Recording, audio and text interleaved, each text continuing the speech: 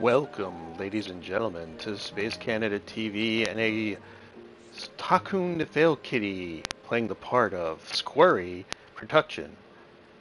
In the party today on our roundtable discussion, it is me, SuperEvilPoptarts, playing the part of FFXIV, Outrider, playing the part of Hideo Kojima, and Bam, aka Jedi Players in the chats, playing the part of Yako Taro.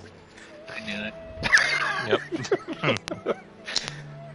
As we discuss the 3 games in the title that had big, huge updates about a month and a week ago, that would be Destiny 2, the Season of Plunder, which should also be Season 18, Genshin Impact 3.0 with a little bonus of 3.1, which actually dropped last week.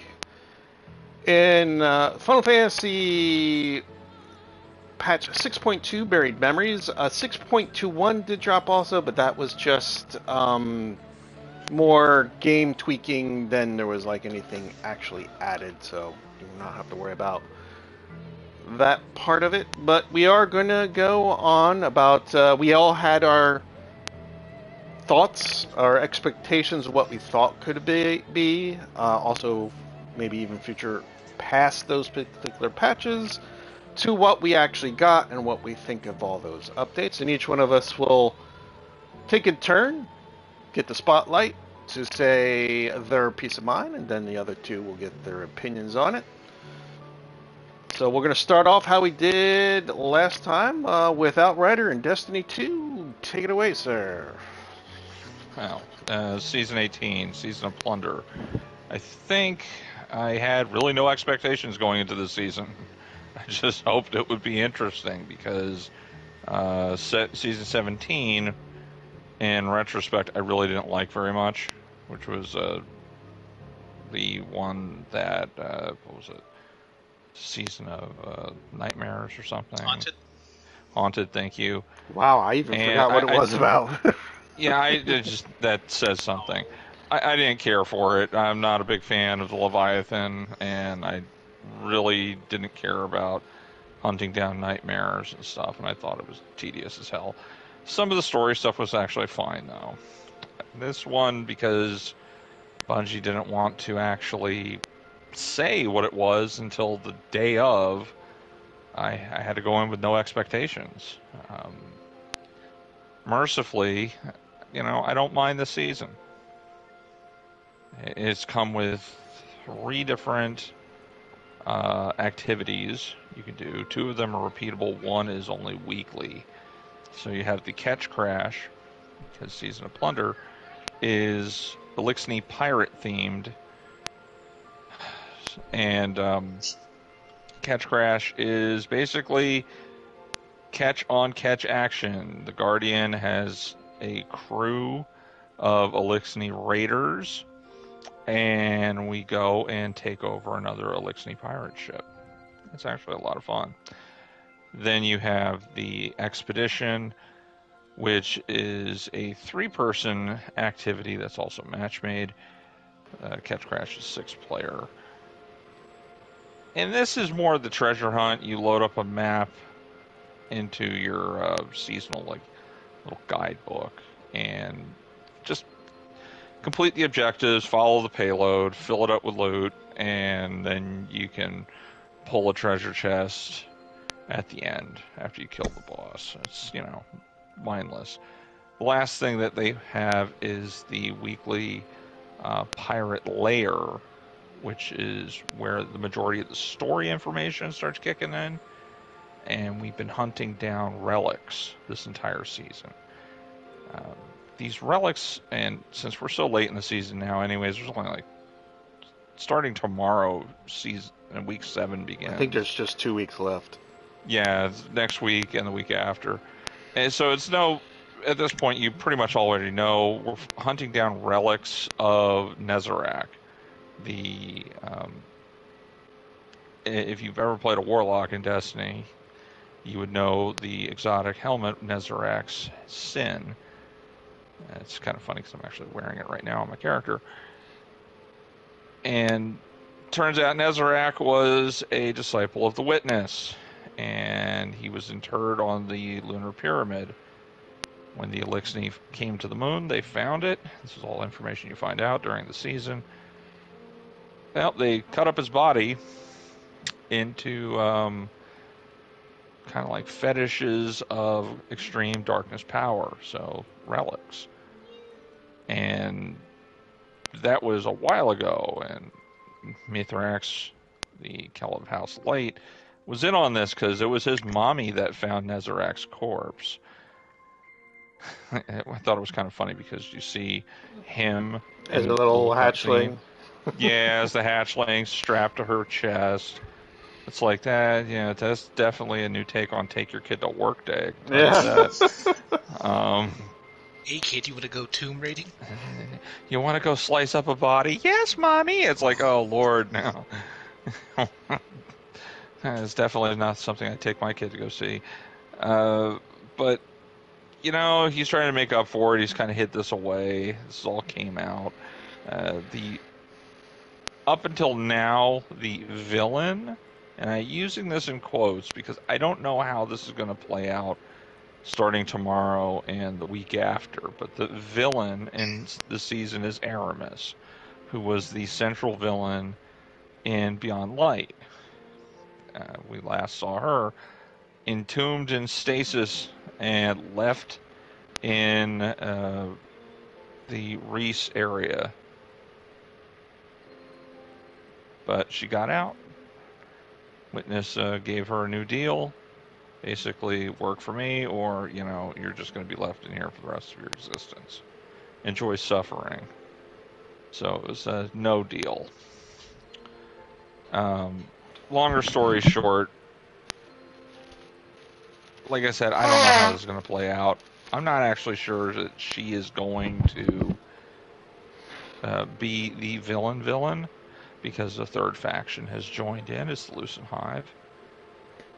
And I got to tell you, this season we're actually learning more about Aramis and who she is than we did during the entirety of Beyond Light. Mm-hmm. Yep. So a testament to Bungie's ability to tell a story now. Good on them. But that should have been included in the freaking DLC, the big expansion. Yeah. We should have learned more about her there too. Where she was the star. Yeah, she was just like villain du jour of the week. And now you can almost go, oh, Aramis is kind of a sympathetic character a little bit, which is what you want. You want the sympathetic character. I didn't care about her at all in Beyond Light. I was just like, yeah, she's going to end up either as a weapon or as an ornament. And boy, she ended up as an ornament. Frozen in place. Basically like one of those concrete lions you see in some suburban neighborhoods in their front yards. But story-wise, it's doing quite well. I'm enjoying it. I'm enjoying getting more of the Drifter because he's a big part of this. Or should we call him Jermaine? Because that's his name. Well, one of his names. Well, yes, but obviously, when that name was spoken, that was the forbidden name. Because it took him for a loop when it was said to him by Ido, which, just to fawn over the character of Ido now, this is France's daughter. She's adorable. She's absolutely adorable. She needs to be protected at all costs. She's a precious cinnamon roll. I have bad feelings that she's going to end up as a guardian. Oh no. The first Lixty guardian. Yes, but that means she would lose who she is. She wouldn't be the Ido we know. She'd be somebody else. And that's just, I don't want that to happen.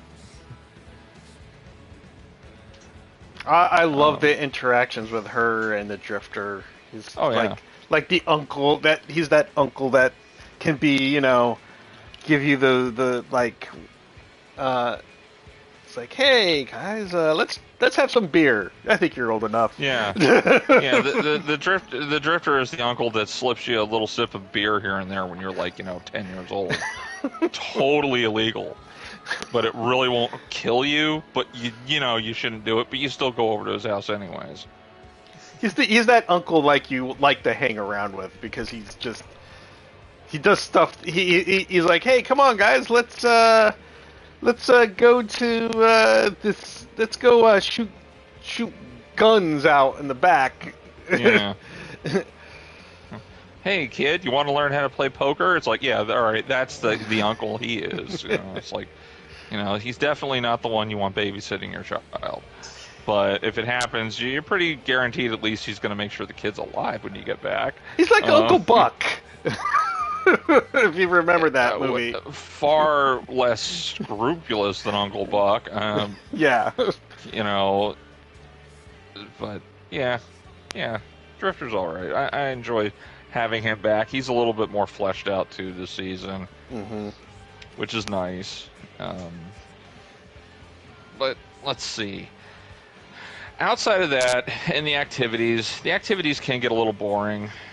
Though I do enjoy them, it's just you have the good side of things and you have, again, the normal complaints, but some of them are magnified, where the triumphs for the season that go to the seasonal title, some of them are just absolutely excessive.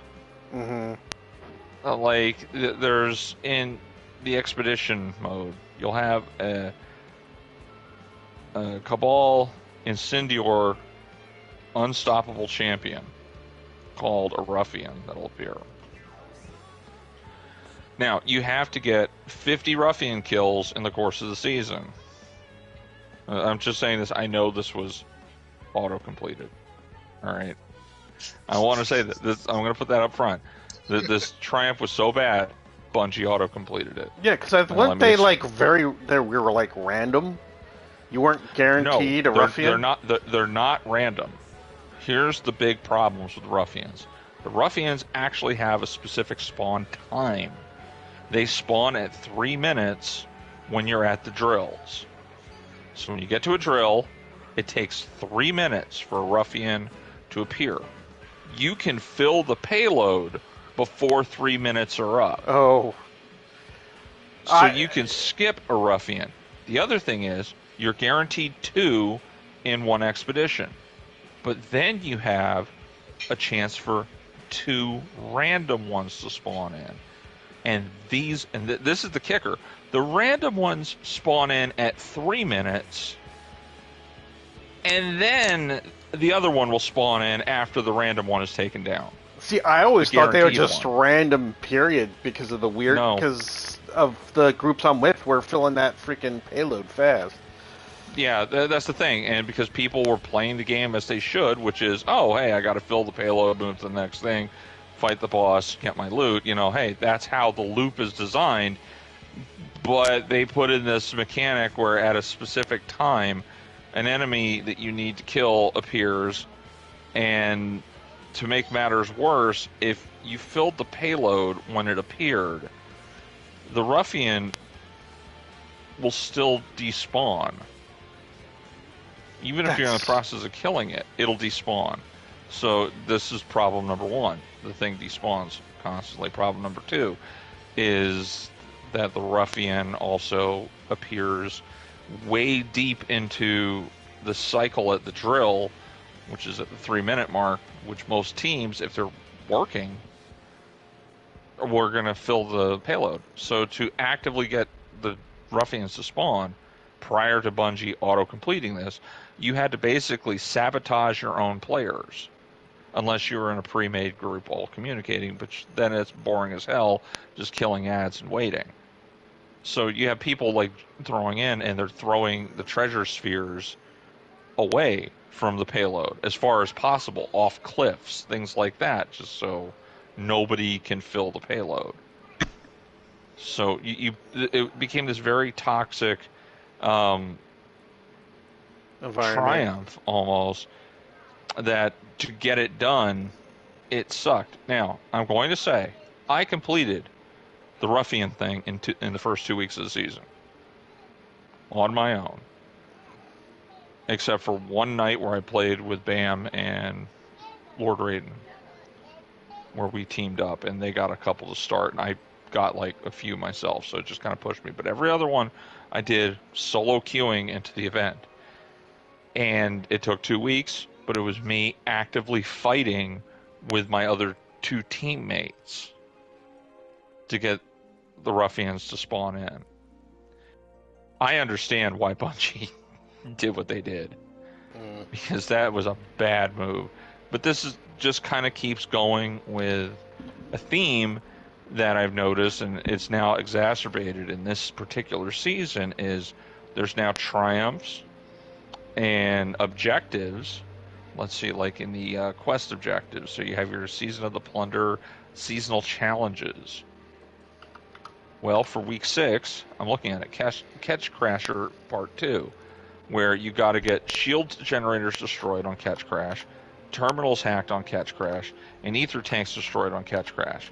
Well, terminals hacked is in the security room, you kill the servitor in an area and stand in the circle that appears on the ground. That's you hacking it. Now, everybody can join in on that one circle, but 3 servitors show up at the same time. Pretty much the team breaks up and just like murders all the servitors so they can get out of the room. That's easy. However, shield generators. This is the room with the spider tanks. Yep. You have to kill the fallen captain with the Scorch Cannon, and you have to pick up the Scorch Cannon and use that to destroy the generator. However, once you destroy a generator, that generator's turned off. So now you have people competing to grab the Scorch Cannons so they can nuke all the generators on both sides, so nobody else will get any generator kills. And then you have the ether tanks. You're in this room, a whole bunch of ether tanks, and this gigantic shank comes in. You blow it up, and it drops all these little bombs you throw.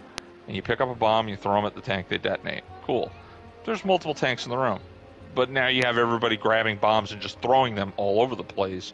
So again, you're competing against your own team to complete a triumph. And this is something that's been going on for a while now in this game, is you're constantly having to complete an objective for like a bounty or a triumph or something. It involves actively working almost against your fire team in match-made situations. This reminds me of the problem they had with D1 with quests. Yeah, it's the same thing. It really is. It's the same thing, and it's like almost 8 years now that this is the same thing going on, and it's really irritating at this point. And I really wish they would stop doing this. But unfortunately, if any change was going to happen, it's going to take quite a long time for them to turn the ship and iterate something new, because they're already working well into Lightfall, and probably a season or 2 out past that at this point.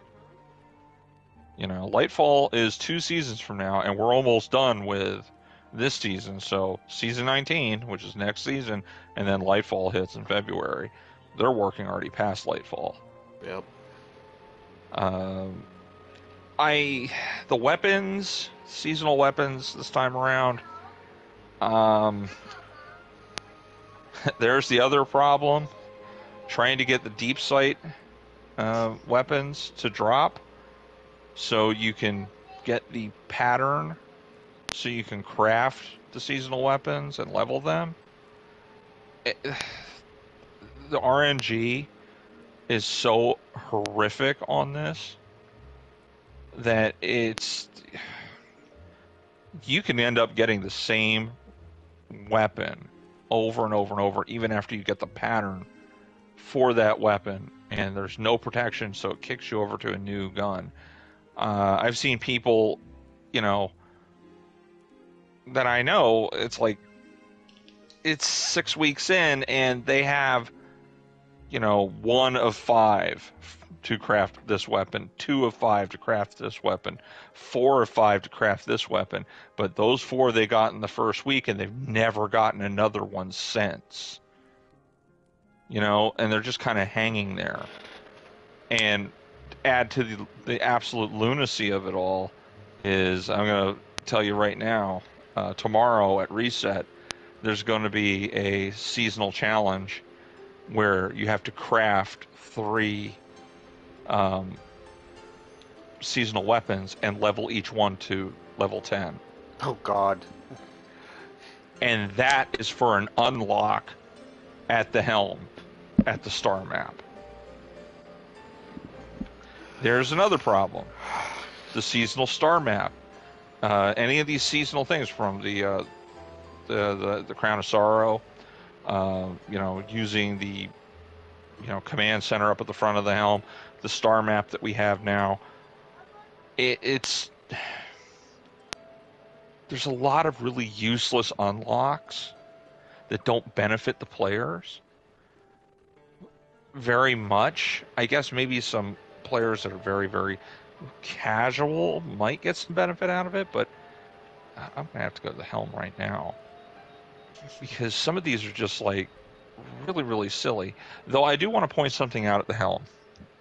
When you go to the star map and, it opens up and you're looking at that golden map, right? Bam, why did you laugh? I don't know. This is just a certain joke for the star map. That's all. Oh, okay. Well, no, it's an observation about the star map, and I'm going to share this, and it's going to be stuck in your brain forever. But when you look at the star map, and it opens up, step back away from it, so it closes back up again, and you get a very good look at it. It looks like Keitel in a thong. Oh, no! Because it's this big gray thing with this black little triangle. Seriously, it looks like 2 big gray rhino cheeks, and it's like... Are you saying Keitel sent a very cheeky pic to Zavala, and he's placing it up there on the star charts? That's right. That's right. Seriously, go over by where your relics are, the relic table is, and turn and face the star chart, and it looks like Keitel bending over in a thong. It really does before it opens up. Enjoy that image, folks. But let's see. Big old 2 Christmas hams staring right at you. So let's see right here. Captain Share. Here's a unlock on the quartermaster thing. Right up at the top is the second one in. Earn bonus glimmer at the end of an expedition. Why? We don't have any issues getting glimmer in this game. You can turn over legendary shards or planetary materials at Rahul and get glimmer in 10,000 a pop. There's 0 reason for that being on this. Another one, this is interesting, the double perk weapon spoils, which is far into it. You actually have to have multiple upgrades already.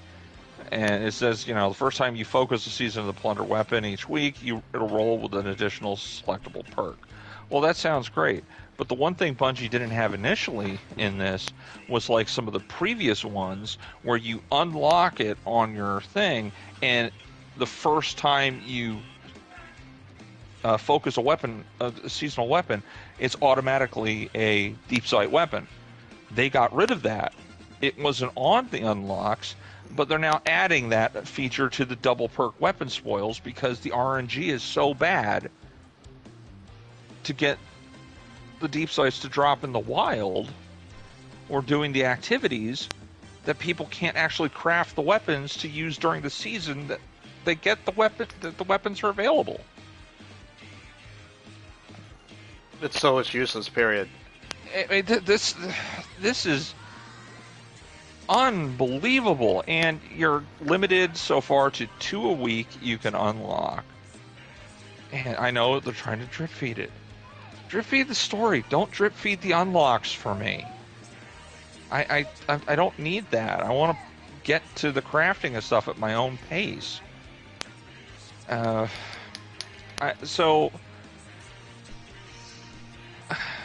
Anything else? I got to end on a positive here, at least.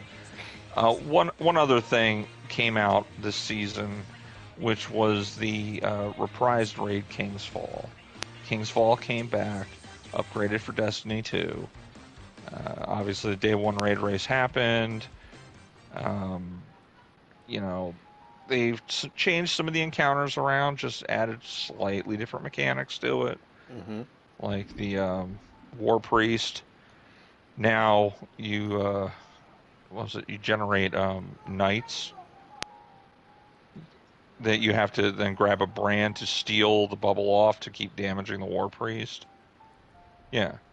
Instead of shooting enemies to keep the instead of killing enemies, you're now like you have to kill a specific enemy that spawns in at one of the other 2 locations that didn't generate the brand that you have to stand in to shoot the War Priest with.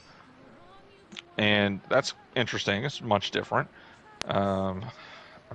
Golgoroth now, basically the little bubbles to create the puddles of unstable light you stand in now only appear one at a time instead of they used to be all available in the fight, if I remember correctly. Yeah, and you could pick and choose where you. Now it follows a specific order. So okay, that's cool. But they've kind of improved the raid, and I wasn't really looking forward to it at first because King's Fall, frankly, in D1 was not my favorite. I thought while it was good, it was really overrated because it was attached to the Taken King expansion, which was universally praised. So it's one of those things where it was part of the expansion, so obviously it's just as good as everything else. So I'm sitting there going, for the time King's Fall was cool, we've had better raids than that now. Yeah. There's much better stuff that's out there now. And yeah, because of it, King's Fall even now is relatively easy. Oh, but yeah, it's a joke. I'm having fun with it, though. Well, I didn't have fun with it to begin with. Well, that's actually something positive, I think. Yeah. So I think they did a good job with the conversion. I know next year we're going to be getting another reprised raid because they say they want that to come out with the launch of the in-game LFG feature. Mm-hmm. And obviously people are all freaking out. They're going, oh, it's going to be Wrath of the Machine. It's going to be Wrath of the Machine. It's coming back. I'm sitting there going, Wrath of the Machine would be terrible for an in-game LFG feature. You need something much easier than Wrath. Guess what you're getting. Womp womp. That would be Crow's End. Well, there's a second reason for it, because if they did Wrath of the Machine, they would have to create a whole new raid exotic. True. I think we've amongst all of us we've discussed that. But. Yeah. So it'll be Crow's End. What's that, Bam? Crota had a raid exotic? Yeah, it did. Yeah. Mm-hmm. Necrochasm. It's not in the. Right. It's not in D2 at this time. The one where you shoot it and it explodes with cursed thrall energy. Now. Yes, the 9,000 RPM exotic auto rifle that did almost no damage. It had shitty stability. Well, they tuned it up eventually, and then it was much better.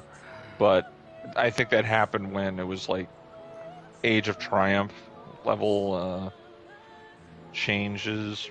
well, anyways, overall, back to the Season of Plunder.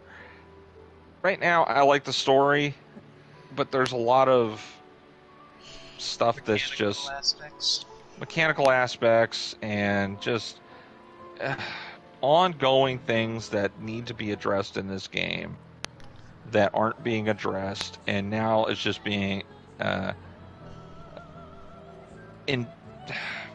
exacerbated by this particular season's activities and things you can do. And it's just kind of putting a damper on stuff. Once again, I'm almost back down to, alright, I'll play Mayhem when it comes around. I really don't care about Iron Banner this season at all. I did my run of trials pretty much for the season. I do the raid, and I do the weekly story, and that's about all I really want to do. Yep. I'm hoping next season has improvements, but I gotta tell you, I'm not holding out hope. I'm not holding my breath, because I don't think anything's going to change until the final shape, which is still 2 years off almost. All this chaos just in time for Grandmasters. Yeah. All right, well, Bam, what's your thoughts on Season of the Plunder? I will be honest that this was probably one of the seasons that I hop in the least, but I do really like the story. I think the problem with the season is the fact that the loot is stingier than the other two seasons. That, and also people are just looking for red borders at this point, now that crafting weapons is a thing. But, like, Dares of Eternity is, like, really hard to grind a red border. And then you also have the fact that this season's weapons, it takes forever to get the red border, and you don't get a lot of the weapons either. I still have yet to get a volt shot in any of my weapons other than the Sail Spy. Yeah. Minus the free sidearm that I think they give you, but I don't count that one. Can I just interject one thing? I forgot to mention this. The aesthetic for the weapons is ugly, in my opinion. I do feel like, though, it's intentionally ugly. It is intentionally ugly, but I don't like what it looks like. The only one I like is the non-craftable ritual weapon, which is Cry Mutiny, which is the grenade launcher that fires cannonballs. Yep. That's about the only one I like. The rest of them are like, bleh. Go on, Bam. Sorry. But yeah, I feel like the weapons are just hard to acquire, and it's not giving you enough ways to get them fast. That people are just like, why do I bother putting in 3 hours for a sidearm that's not red bordered? And then people just tend not to enjoy themselves. Well, not only red bordered, but red border where you can get a pattern from it, because there's some that you can't. And they're just there to farm the whatchamacallit for crafting the weapons. I do think, though, that the fact that they added craftable dares weapons and the Volt Shot perk, I do feel like those are good additions. It's just that those additions come by so rarely that you can't exactly appreciate what you're getting if you never get it. But yeah, story is fine. Nezarek. And also, of course, it would be the Lucent Hive that is third-partying all of our stuff. Fricking the boss's name translates to Shadow Consort. It's just literally just fricking. It's like, yeah, I'm the Shadow Man. You never expect the Hive Inquisition. Amaru's like chuckling in the background. all the Bring while. out the comfy chair! Yeah, he's back there calling us glitter bombs or some shit like that. Look at these Neon glitter nerds. neon nerds. My antisocial arthropods are pogging right now. Yeah, the pogging, alright. But I hope they don't just say it's like, oh yeah, the Hive are here. Because that's what they've done with the Vex. They literally put the Vex in 2 of the expeditions. And the excuse is, well, the pirates were cunning enough because the Vex are incredibly territorial, so if you just sneak something in and leave it there, they'll just fight because they will. Like, alright, cool. The Vex are here because they are Vex. Exciting. Anyone else have any thoughts on it? Oh, it's my turn. I'm kind of where I hearing Bam saying that this is the season he's played the least, and I've seen him on generally more on Destiny than his usual games he plays. I've been a little bit more engaged with this season than the last season. I have been pretty. I've pretty much laid it out there that I do not like Bungie's seasonal model. It's probably never going to change anytime soon. I'll have to live with that. But it seems like it's causing other problems, not just like you have to wait the drip feed of the story, but other things as well. Ido is adorable. I love her. I do not want anything bad to happen to her. I don't want her to become a guardian. Not because not because it would be an interesting story beat if that does happen, and I wouldn't be against it, but I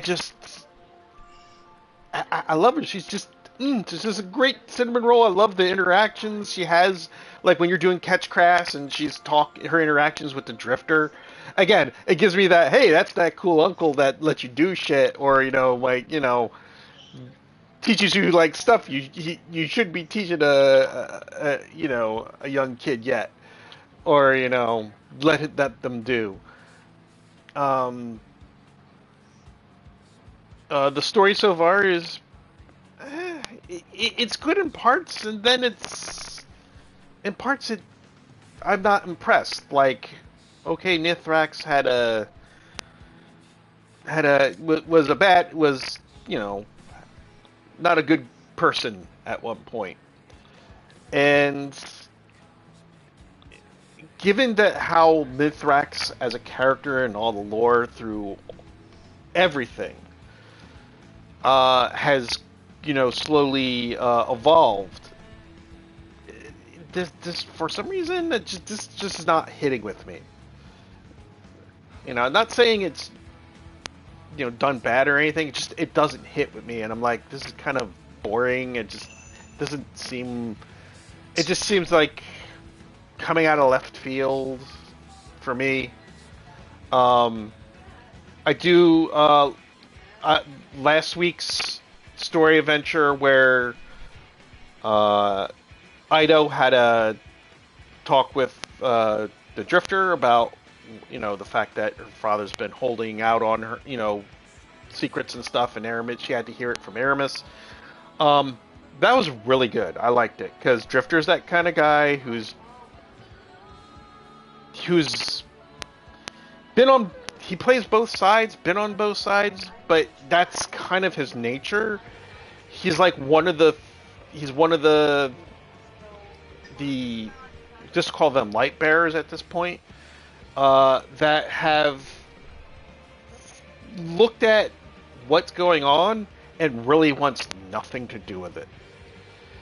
And he has very good steeped lore reasons why he doesn't like the whole play that they're all playing, and the part that he was supposed to play but said he wants none. He just wants none of it. So knowing that he's been on considered the wrong side of the light,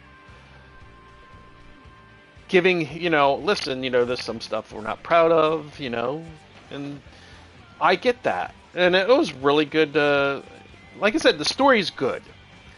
I enjoyed Catch Crash. It's neat. I was like talking to Nuke, because when you get to in the first part and you're repelling the borders, and then once you repel the borders, it does that naval whistle, and both Nuke and my friend, who was a Marine, know about it, and it goes, oh yeah, that's there's a one person who does that, and it means so many different things. It's like a call to get ready, call to arms, call to get all on deck. If no officers are on deck, so I got to learn a lot about that. So that it's a pretty neat thing that's in there. As for the issue with the triumphs that you brought up, Outrider, I honestly not paying attention when I'm doing it. I'm just trying to kill ads.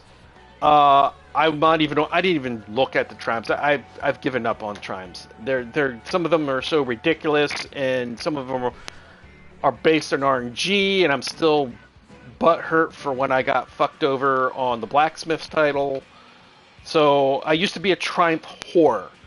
Now I could give two shits, because now you have to do all these triumphs in so little of a time frame that it's not fun, because you have to really put a lot of time into some of them are time gated, which I hate, because that's just drip feeding more content to us. Of course, the raid, which is, I like doing raids. It's the one thing I do every week, is raids, and of course, as the story drips out week by week, I'll do it. This time is the first season in a lot of long seasons where I'm actually caught up for when the new story beat drops. I didn't get to do day one King's Fall because they decided to do it on a Friday, and usually the last couple, I think the two, were done on Saturdays, which I had days off. This time, well, they did that to avoid the Anteater catastrophe. Yeah, that's nice. You know what you do? You pay some people overtime to watch. No, you don't have to keep doing. You don't have to keep doing that. You don't have to keep doing that. It's their business. They can run it however they want. Not only that, the other issue with running it on a Saturday in the United States is other places around the world, because this is a global game, are now pushing into, they're now going into Sunday, which they're going into a work day on Monday. Somebody's getting inconvenienced. Someone's getting fucked over. So they basically they in this case Bungie doesn't win. They lose. I didn't enjoy it. There's a lot of people who like doing the day one, and they couldn't do it. And I wasn't able to do the day one experience, which I actually kind of enjoyed, as much as it kicks your living shit out of you, which is fine. I enjoyed the day one experience. As for the raid itself, I kind of like the mechanic change ups. The totems is neat, because it instead of like it used to be like two people just stay in the middle, and two people would just be passing the Death Singers thing into the center. Now everyone needs to get involved, because that's just the right way to run the mechanic. It's also tied to a challenge where everyone has to loop around all both totems. That was a pretty neat challenge. I liked it. We finished that. The only little stickler is the War Priest could be kind of a dick. I know he's not just supposed to sit there and suck up damage, But there's times where he'll just simply sit behind something and you can't pour damage into him at all. But that's just an annoyance. Golgoroth is neat. I like it. It's pretty cool. Two people. The big mechanic now used to be Golgoroth was the totem was if you got 6 deaths in that scenario, it was a wipe. This time, the totem is any unused captured orbs of light. So it makes your team be aware of to always be looking for those orb of lights and to drop them. Where the two people who are passing the stair, Golgoroth's gaze, are working on that. They shouldn't be working on They shouldn't really be working on the captured light, considering that you are in there doing the DPS. You should do that. That's just me as an observation of the raids I've done so far. Golgoroth is nice. They changed up how both the sisters and Oryx are done, where it's like it was before, random people run through the steeps to get the relic to steal the vulnerability. And it's times you have to run it 3 times instead of just once. So they making you work for it. I think they did it a lot better when it came to when to detonate the bombs, because you can clearly see it this time saying Orc calls the darkness, when before it was like timing thing. People would like go in now, make sure that once everyone was by their bombs, then it would say go in now instead of there being a time when you actually go in. So there doesn't have to be a person to really call it. As long as you're paying attention to your prompts, you can see that Orcs calls darkness. Someone calls out usually anyway, just to, in case you're not paying attention. Yeah,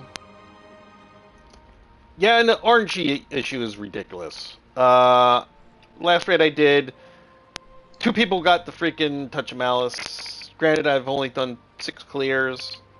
I shouldn't be bitching, but considering how the last couple raids have been for odd exotics for me, it seems that I need more clears than the one previous to get that item.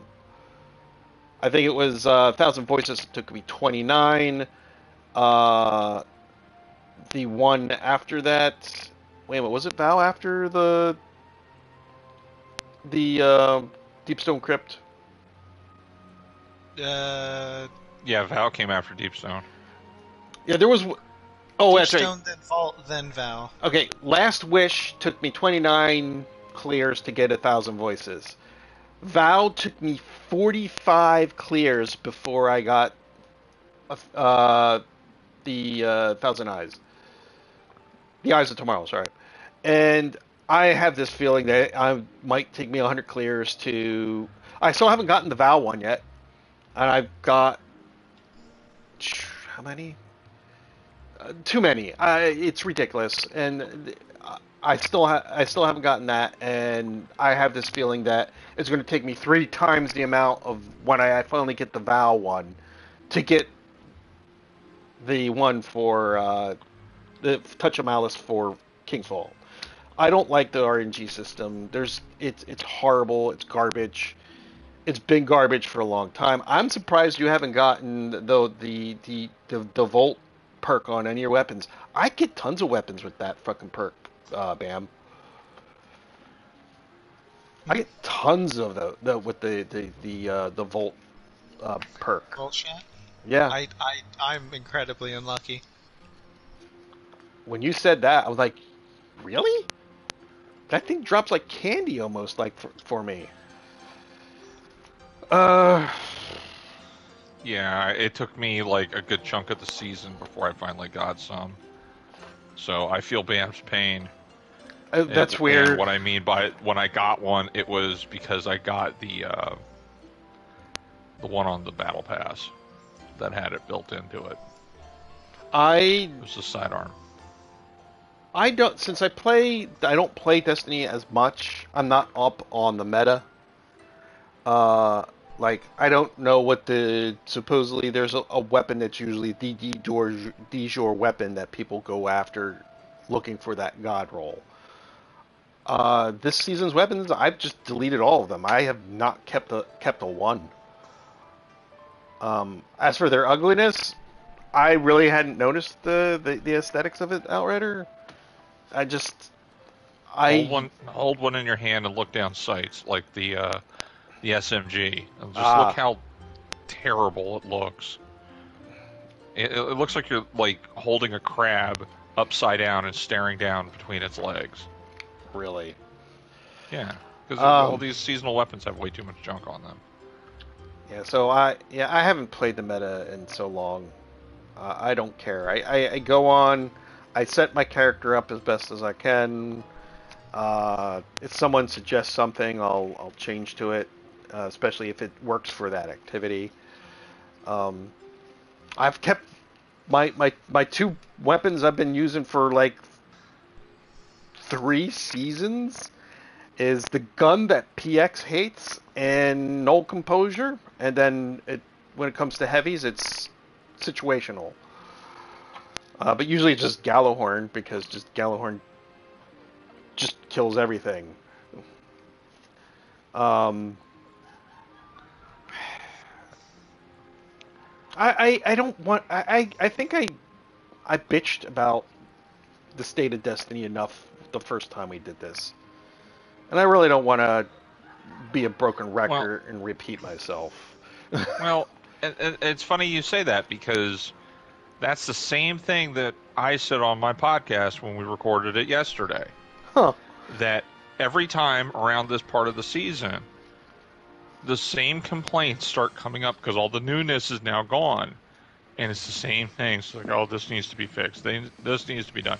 This is too much grind. This is not enough interaction. Why aren't they fixing this playlist? Why aren't, it's the same thing every season. And the question I am actually posing to people now is, instead of going off and playing a new game, which is a Band-Aid almost, is that just really us avoiding the bigger issue? Is it maybe it's time to move on from Destiny? Well, Because we're not going to get Destiny to change. yeah, the way you mentioned it like that, to find it, that's just a drug addict trying to look for a new drug for that that grind fix. It's what it is. It's a grind fix because Destiny 1 was a grind, but it at least it engaged you differently than D2 has. I mean, before they switched to the seasonal model. There of course, a lot of stuff came up. People ate it up. They ran through it. Then it would get sort of like that lull, and then there would be that dead area, and then there's an expansion. The seasonal content is not engaging enough to keep off those arguments of there's nothing to do, everything is boring,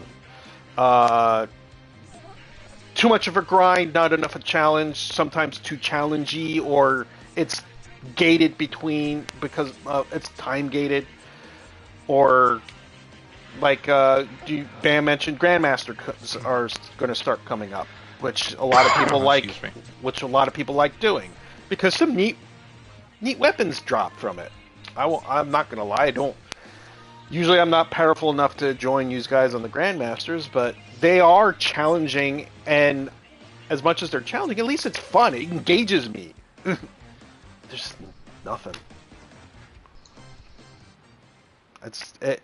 Like I said, you said it on your podcast. I didn't even know it. I just don't want to sound like a broken record and just beat a dead horse constantly, because that's all I'm doing. And complaining about the same thing season after season after season, and it's just I should not be complaining about the same shit. I should be complaining about new shit. I don't know. It's a season, guys. That's all I can say. It's a season. The story's good. It's more engaging than the last season was, for me at least. King's Fall is good. I mean, I'd say it's easy, but that's me. That's my opinion. I think it's after we've played it a couple times, my teams are getting now to the point where we're almost doing it in an hour. I don't know. I feel sad now for some reason. Don't kill Ido, because if you kill Ido, Bungie, I'm coming for you. You live that cinnamon roll alone. Anything else, guys? Not with Destiny. All right. Bam. You've got the spotlight with Genshin Impact 3.0, the Sumeru. And hell, Miles just add 3.1 to it, too. Oh, dear. Okay, so Sumeru has finally been released. It released both the majority or the entirety of the rainforest section and a small section of the desert. We got the characters Tainari Kale, Dendro Traveler, who apparently is good now. Everyone rejoices in celebration now that the Traveler can be used in combat. Then we have, in this update, we have Sino as well as Nilo. Candice and Dory from the 3.0 as well. And Dia. Dia's not here yet, though. Oh. That Dia, just, Al-Haytham are not here. I'm sorry, I'm not trying to butt in. That just must be me going, I need my waifu. Yes, you see, this person is very attracted to the cat girl looking one and the robot who no one cares about. Anyways, my time will come back. Soon coming will be the two characters, Nahida and Lise. No, not Lise. Leia, who's a Sumeru astrologist, but those two, Nahida and Layla, will be coming 3.2. We've had Archon quests 1 through 4 get released through these two updates, where essentially we're learning that the scholars are not terribly nice, and Dottore is plotting a little bit of blasphemy. Things are escalating quickly in the story. And you have to decide for yourself whether or not Sumeru is worth saving or not, because not everyone in Sumeru takes too kindly to all the gods there. So, Genshin is currently celebrating its 2nd year anniversary with a Razor event. For some reason, the Razor event also likes to nudge a little bit on the Harbinger action, because the Harbingers are getting ready to come out and play.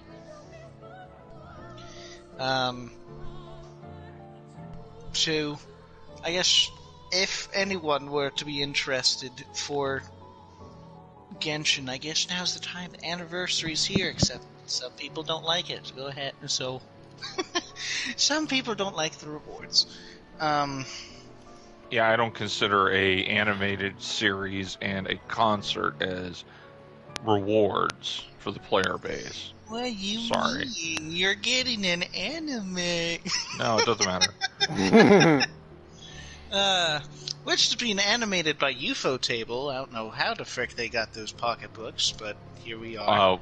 Since the Hoyoverse is a multi-billion with the B dollar company, they have the money for it. Yeah. Yeah. Fair enough.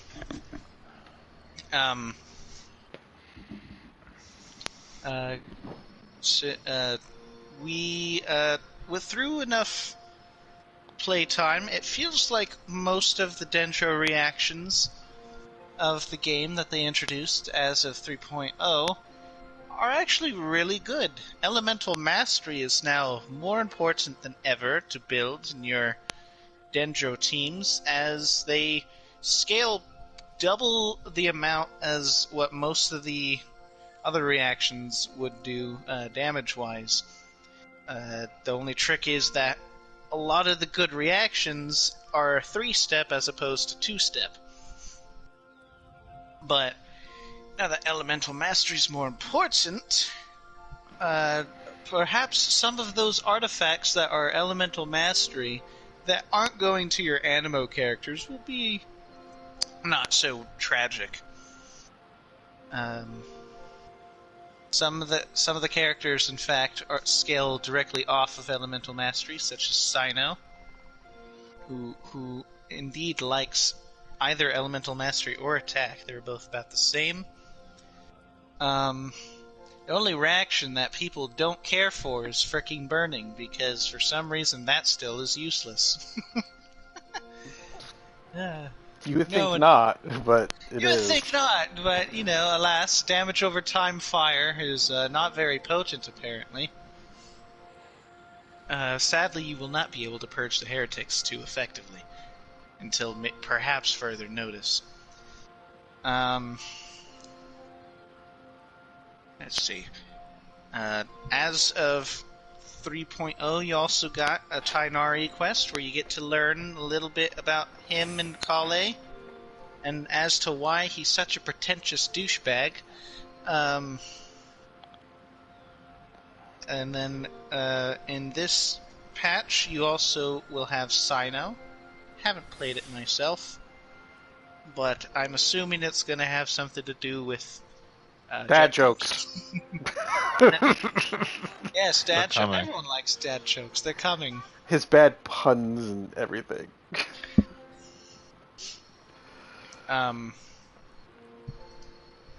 But other than that, because the updates are shorter, they're trying to put in like one big event through each of them, and then the others are much more sidelined. Like, I believe it's like the Haikaishin Trials are returning, which is the little event where you had brought a bunch of characters. They came out on field 2 at a time. You could only use them for like 20 seconds before they become useless. But yeah, that's about all I can put up with on the patch side. Everything else would be into the spoilers territory, which I'm not sure I want to go into unless... Spoilers, unless Outrider hasn't finished Chapter 4. Oh, I've actually done patch 3.0 and 3.1's main stories and their world quests, so you can talk. Yeah, spoilers away, Okay. Bam. Spoilers for 3.0 and 3.1. So, I'm not going to say anything initially. I'm just going to ask, what did y'all like most about the patches? Or the story Outrider, arcs? why don't you go? Why don't you go first? You go first because I'm actually in the middle of a mayhem game and I can't think right now. All right. Yes, he's currently Mobius sweating. Okay, Mobius sweating. No, I'm not. No, I'm on a shade binder. I need a. All right, so you want opinions on the patch, not on the spoilers yet. Okay, so... well, both. Okay, well, let's see. One, Big World. Probably the...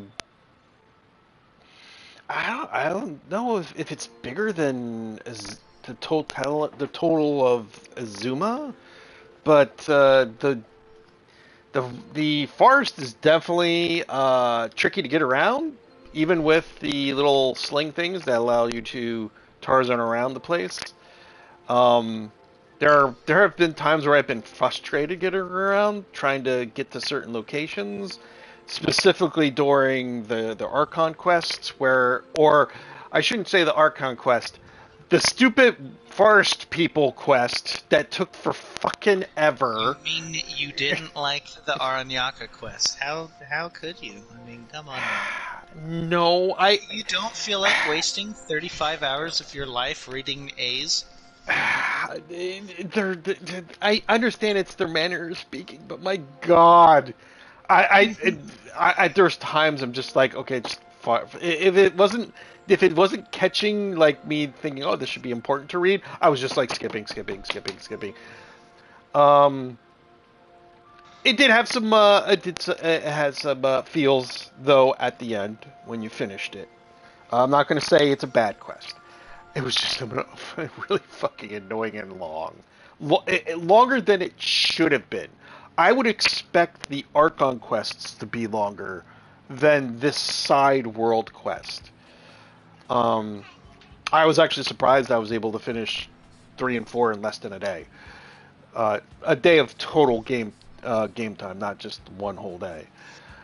Um, I haven't really played around with Dendro too much because I never use my fucking Traveler. I've the way I do it, I've got my 3 mains that I use with one that I bring in to just simply get their friendship level up to 10, and then I'll switch out and then see what I can do with that.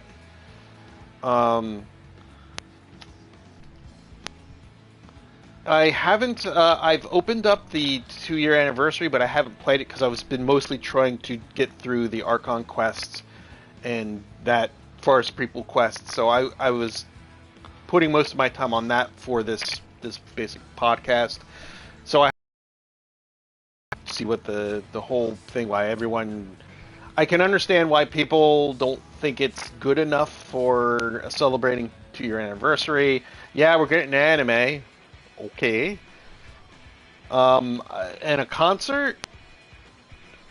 Okay, you've done that once before, and as beautiful, as good as the music can be, I don't see that as being what the players are looking for in game. That's out of game.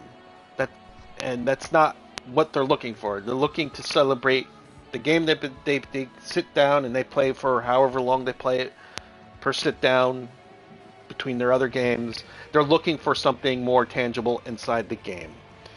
Instead of, a concert that'll happen once and then an anime when it finally comes out, for if they go by the core way that anime does it, where it's 13 episodes per season. There's the first core, then there's the second core, and then there's season 2 that comes around, because they don't do the way it used to be in the 80s, 90s, and the early 2000s, where it was an anime of any type of manga, or if they made a video game, was generally 26 episodes, and that was the season. If it was good enough, they got another season, or if it was popular in Japan. Remember, folks, just because you're in America doesn't mean the world revolves around you.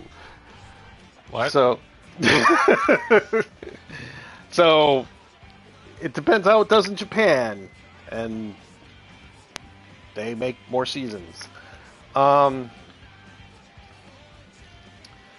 As for the characters, at first I wasn't going to pull for Sino, and then I played the testing, and then me and Bam joked that he has basically the reach of a Warlock from Destiny 1 and early Destiny 2 when it comes to melee attacks. Boy, that boy can really... He can really mop the floor. At least at T6 with the test run. I could hit everything especially when you hit his burst. Candace is neat.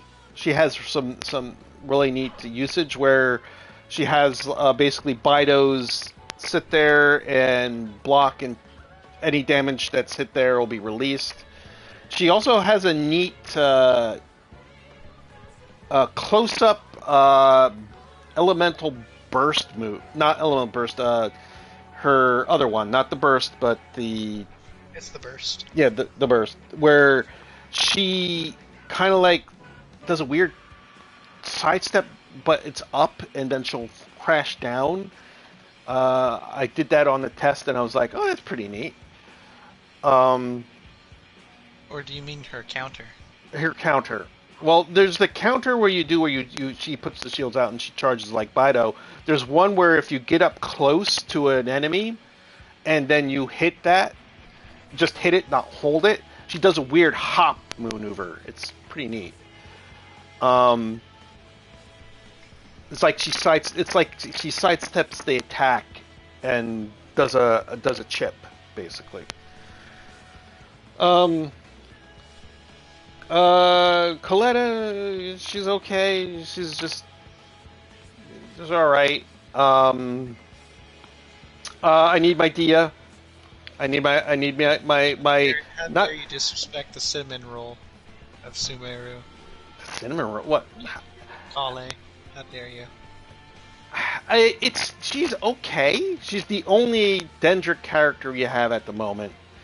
Um, and bow users are very odd with me, at least. The only one that I constantly use is Fischl. Because I just her Oz throwing Oz out in the field is great for at least my style of play with Klee, the bomb maniac, because it's still one of the more powerful elemental combos that can go on. Um, and then of course my healer is Barbara, who I keep pumping up their strength, and you even says, "What are you doing, pumping up her strength?" I was like, "Because I need all the heals." um, she's okay. There's no character that I would make fun of, or there's no Bennett's basically in this so far.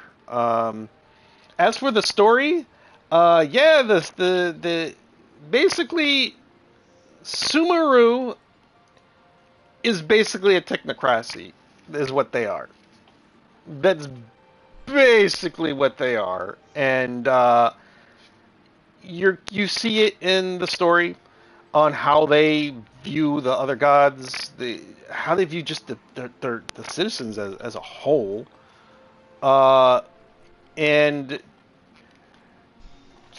spoilers, greater Lord Rekadagava, that was basically Lesser Lord Kisanagi.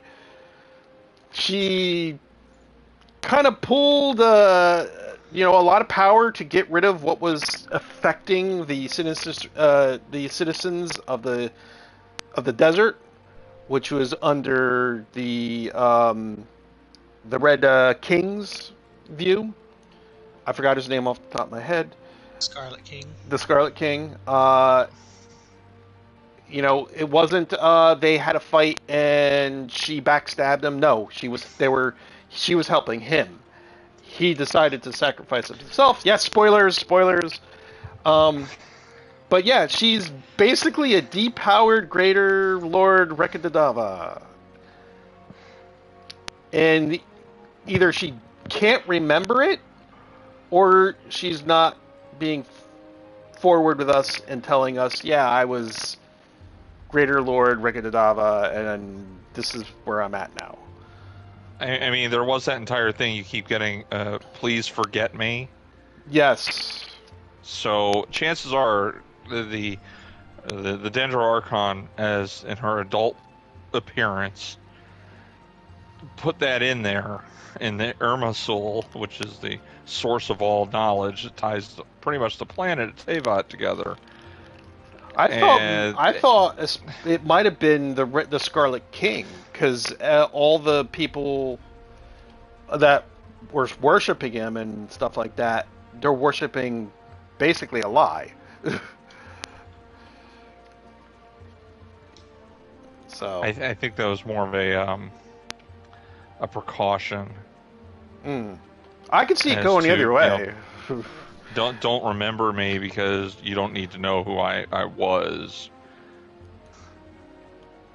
Yeah, but no, the sages have got to go down. We also found that the sages were working with the Fatui, with the Doctor, who is number 2. On, I guess, the power structure of the Fatui, the Harbingers that we got a tease of. Which I gotta say, wasn't expecting the jump no. from 6 to 2. No. The Balladeer is gone cray-cray. He's gone so crazy that anyone seeking divine revelation is immediately simping for that crazy nut job. Yeah, he's gone cray-cray. Me and Bam were like, going after the cutscene when you play. I can understand him having a beef with I can understand that. Granted, you can take that in wrong ways. We're not privy to the whole thing that happened with that blacksmith. But the fact that he is angry at a child for dying because he's mortal. No, you're batshit insane. You need to be put down like a rabid dog. um, it's. I have to admit the Archon quest felt shorter than Izuma's for some reason for me. I don't know why, but I thought they should have been longer.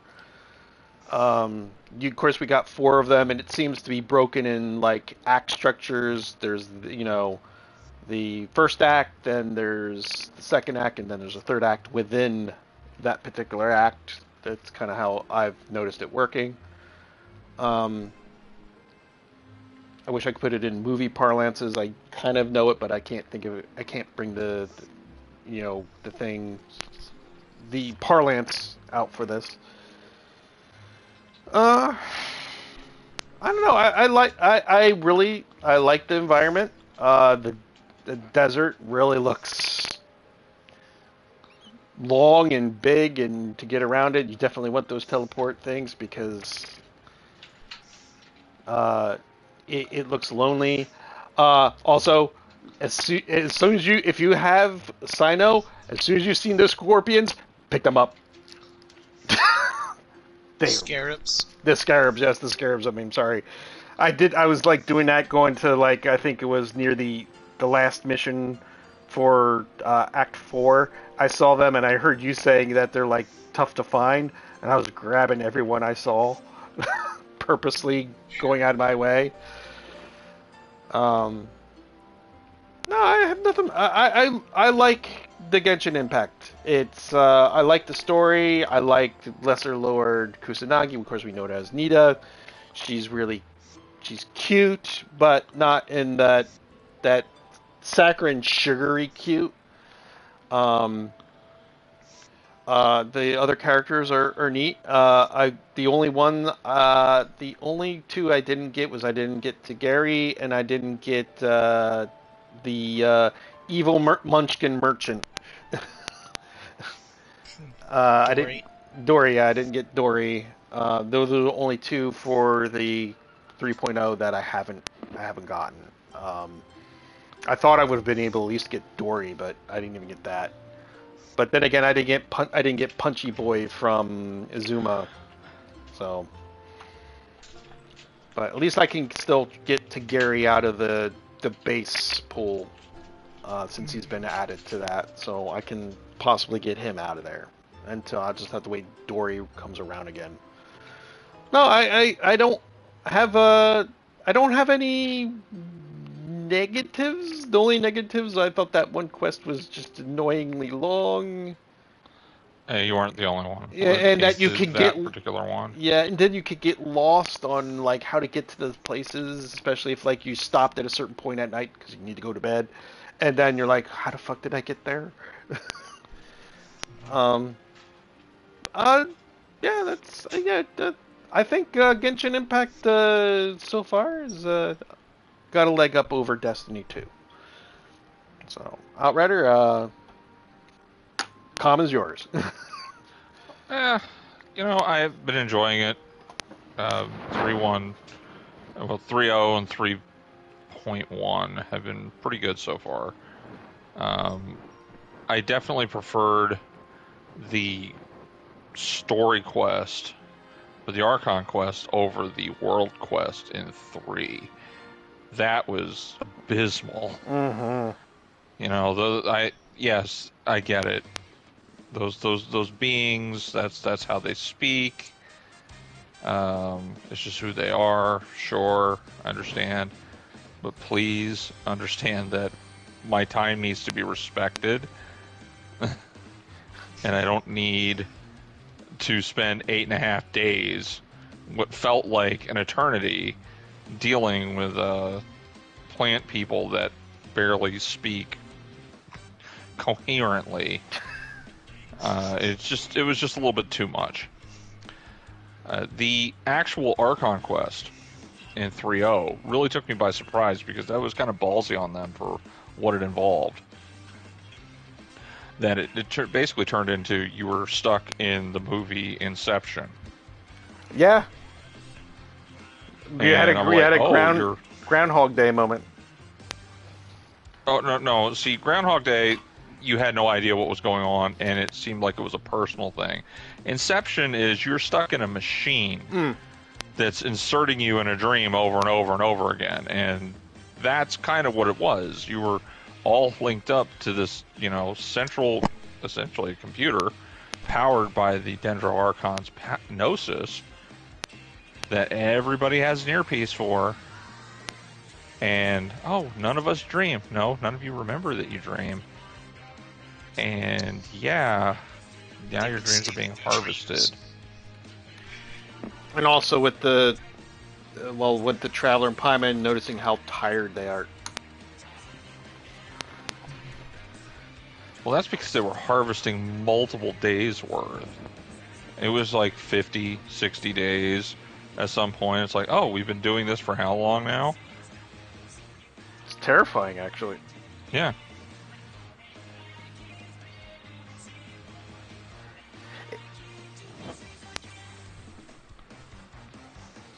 And it's like the when it got really terrifying is when Nita is telling us that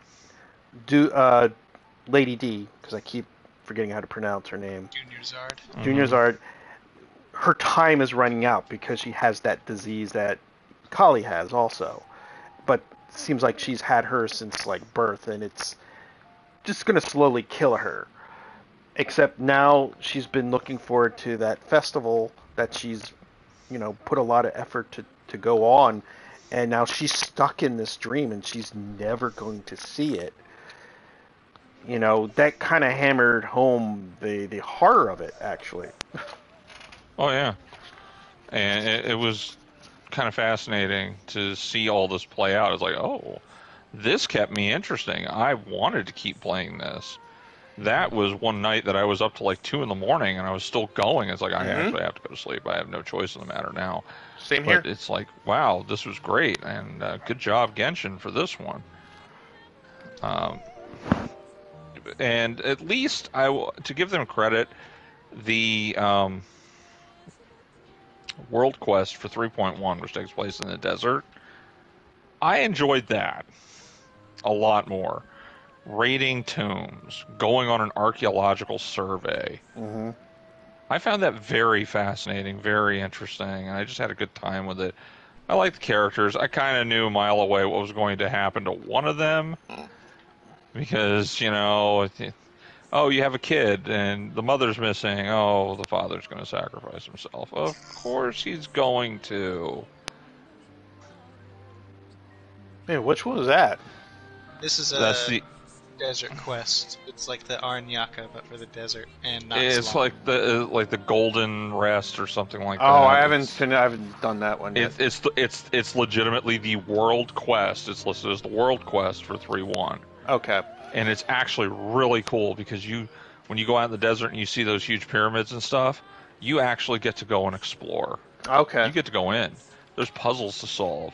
It was so much more fun than dialogue that was almost unskippable with weirdo creatures that just... unskippable, and also sometimes you couldn't... It gets gobbledygook, and sometimes you just couldn't make what the fuck they were trying to tell you. Yeah.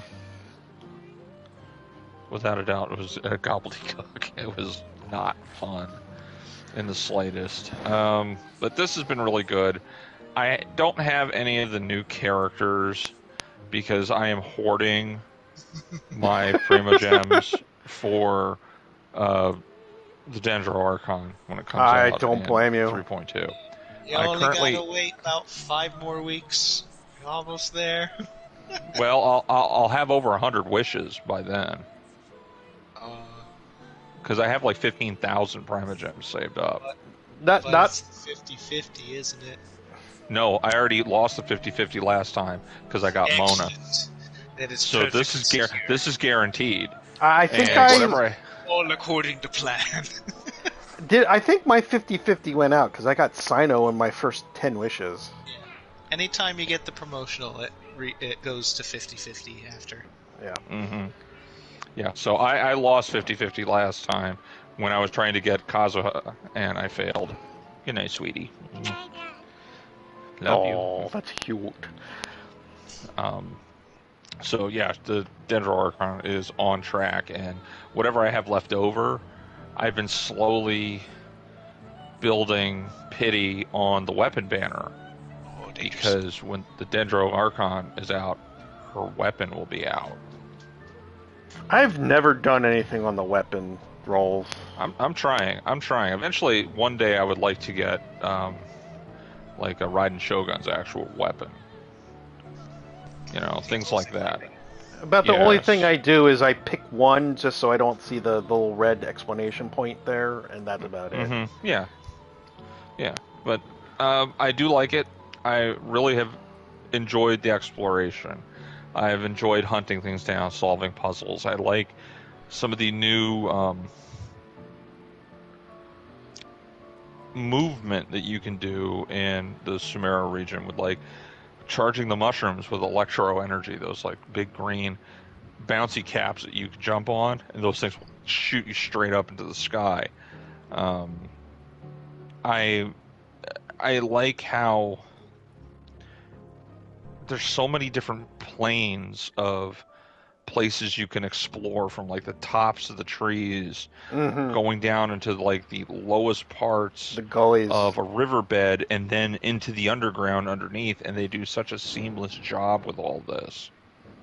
No loading or And anything. yeah, I'm very impressed with Sumeru. I'm looking forward to the next ones because obviously there's still more desert that we don't have yet. Like 3.2 is going to give us more desert. We know that's happening. It's going to happen.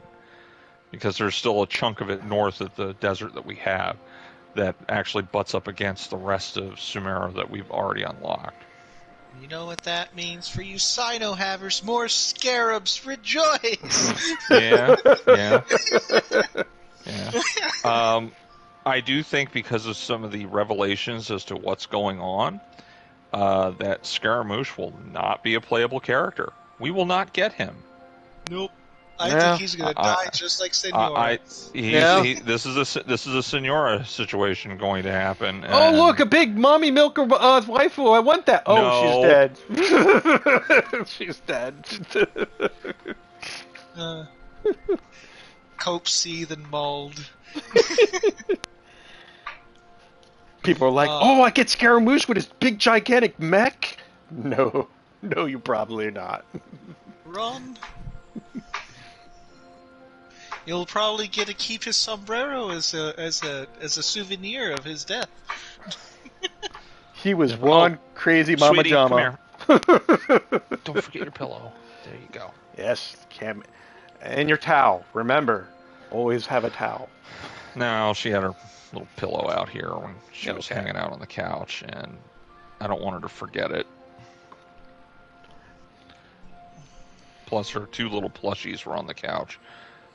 But I don't want to talk about her Bidoof. Okay. Her Pokemon. Yeah, the one thing, and I'm sorry to use Destiny as a model again, but the one thing about Genshin Impact versus Destiny is how I play them is different. Is that I don't play Genshin all the time at all. I can't.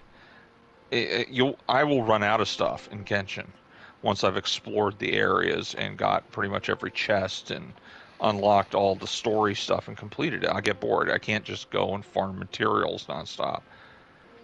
So for me, I take extended breaks out of Genshin. I will only play for probably like a week or so when a new patch comes out. Like, get everything in it, and then I'm content, and then I put it down for a while. So I think that really is helping me enjoy Genshin a lot more. But I have to give them credit. The quality of the product they're putting out every 5 to 6 weeks. I wish companies like Bungie could do stuff like this. I wish. Because it's a totally different animal.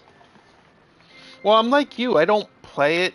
How I played Genshin before the updates came was I logged on, I did my dailies, I cashed them in, that was it. The only time it changed before 3.0 is when I got Yaimia finally, and I was farming the fire cube because it dropped the material she needed to ascend.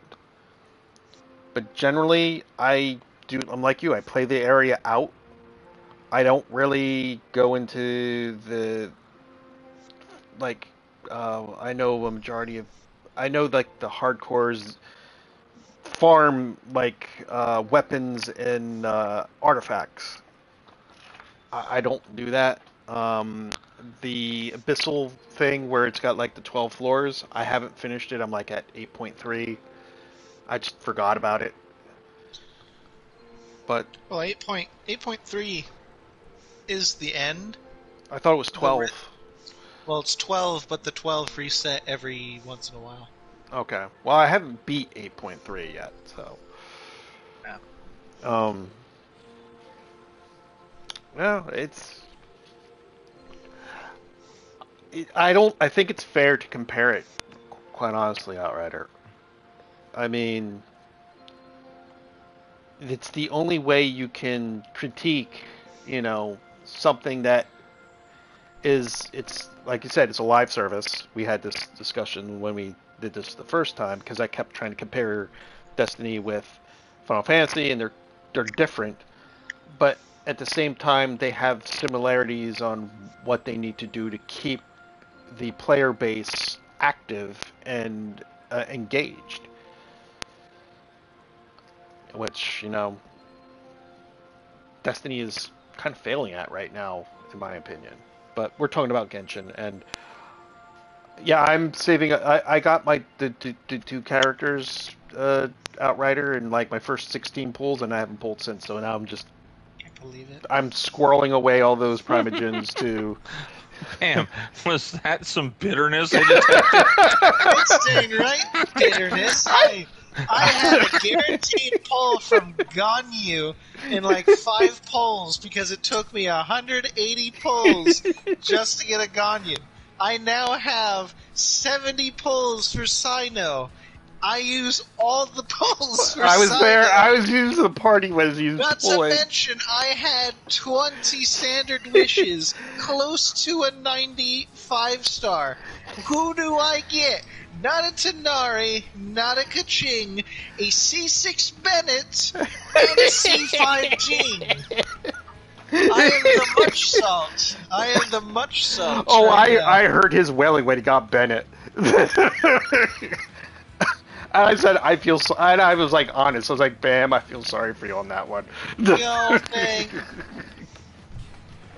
Much bitter. Enjoy looking Call at. me the fig, because I am bitter as crap. Enjoy being part of the constant red explanation point club. Yeah.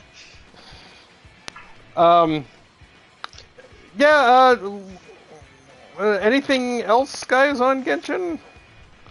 Not really. I mean, I'm just want to reiterate, I'm having a good time with it, and that's a good thing. I echo your sentiment. I am enjoying that. And one last thing before I go with Final Fantasy XIV. My holy crusade will be bloody. The sages will be hanging from the trees. Viewers ignore him. He wants a sex puppet called Catherine. What? He literally waifus Catherine. I don't know how a person freaking does it, but here we are.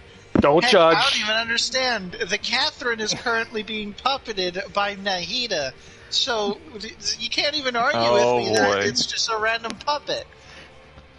Don't judge. We'll judge harshly. Too late. Judging has happened. Honestly, though, that I liked Catherine, and knowing that she's a puppet, we knew that. I knew that from like Genshin 1, because if you ever walked by her, she would say error, rebooting system. Here she even just says, "Oh, I should go meet my maintenance officer." And of course, Nita says right off the bat, "Nothing." Yeah, wonder what he's maintenancing. Anyway, all right, so that's Genshin. So it's time for Final Fantasy 14 patch 6. Eureka, you start undertaking freaking technology and computation jobs just to better understand and maintain the Catherine devices. Maintain them properly. Yes, Oh, God. Anyway. Keep the gears rolling. Anyway, I'll execute that the exe file properly. But anyway, Final Fantasy patch 6.2, Buried Memories. A lot of what it offered was, of course, new main story quests for the MSQ. There was an island of your own that you got that you can build up, let your minions out to hang out. What we later found out was if you got it all the way up to level 10, you would get a mount out of it, but you had to complete that. We also got we got 4 more circles to the raid trials for Asphodolus, and I will actually go there so I can show you. I will not be spoiling the story because Bam is chewing his way through it, and I don't want to ruin it for Bam. But yes, we had Asphodolus, the first 4. Now we have Abyssos, which is the 5th, 6th, 11th, and 8th. People are just losing their mind from the music in it, specifically the song "Scream." Is taken at least the community by storm. We also got Tataru's Grand Venture, along with some more crafting recipes, which have more Fey weapons to be gotten, but of course you need to be at level 90, and you need to ground out purple scripts, which are a little bit harder to get in order to get those books. We also had the even further adventures of Gentleman Lord Manderville. I haven't done it yet because he's like a wonderful, tasty dessert that you leave for last, and you want to enjoy it as much as you can. The raid gear for the Abyssos is really nice. I would even say it's better than some of the effect weapons, armor in Destiny 2. I have to admit, some of the effect armor in Destiny 2 that they've put out through the years has been pretty good. We also got some job tweaks with 6.2, and 6.1 also had some job tweaks themselves. There was more connection if you had done the job role quests in Shadowbringer. Then you completed the main story quests that were available in 6.20, and you went back to talk to the characters that are there. you might want to do that. Because there's a lot of connections now between some characters and a lot of interesting stuff going around. Also, look into finishing the Containment Bay raid trials from Asalis. They're connected. So there's a lot of connections going on, and you might want to really look in that for deep dive when it comes to story and lore. I was actually surprised because I was just trying to fish. I'm a completionist, so I was just trying to finish the role quests from Shadowbringer, and got an interesting surprise because I had finished the main story quests from 6.20 and was not expecting that at all. There's a couple of quests that have popped up that I was not expecting. We are waiting for 6.25 to drop because that will give us the relic quests, which are Manderville based with Gobert, who, if you watched the one stream we did, is in Bam's chat list. So those weapons are going to be really cool. They're of course going to be a grind. I finally finished Stormbloods. I'm trying to, before I hit and try to do Shadowbringers, I want to do the Bodessian Arsenal because I want that mount because that is a ultra flex mount. All the kids in the Final Fantasy IV community know what I'm talking about. It's a lot of work and a lot of setup to do that. Yeah, when it comes to this, quite honestly, I'm still chewing through all the previous stuff. I chewed through I would say a good 90% of what was offered in 6.20. Like, I haven't done the Manderville quest yet. There was another side quest that I was not expecting. I think there's actually 2 of them that were just there. They're just regular side quests. They didn't have to do anything with a raid. They didn't have to really do anything per se with the main story that's going through the MSQ. But they were interesting. And not only interesting, they didn't end. I think that side quest, I only did it and I've completed it to a point, so I have to wait till the rest of that side quest drops. It does have to do with the main story quests, at least the one of them. It's it was a surprise. It wasn't something that they were spotlighting when they did the 6.2 quest info on the website.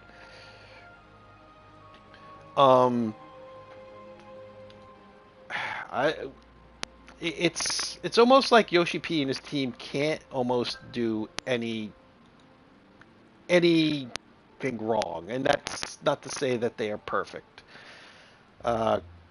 Right now, there's some bitching going on in the community about that some of the jobs are basically not broken in the fact that they're overpowered, but they're busted as in they're worthless. Like, specifically the machinist. So I don't know. I've been trying to level up my other job, so I haven't really noticed anything because I was leveling up to 90 after the 6.2 dropped. So I didn't see anything that didn't make me think that I wasn't contributing or that it was worthless. So I guess I'm not that particular player or the YouTubers that really deep dive into like the numbers. They've got like programs and stuff and spreadsheets, and they look like the guy from It's Always Sunny in Philadelphia with his conspiracy tablet where he's like pointing at everything.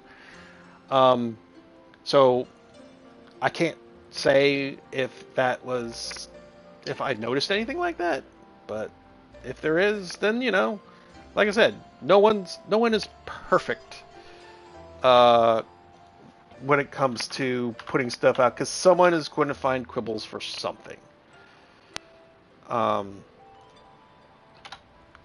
But when it comes to Final Fantasy XIV, since I'm the only one that really can give an opinion on it, because Bam is playing, but he's not there where 6.2 would affect him. I'm way too far back being horrified. Yeah, he's in Shadowbringers right now.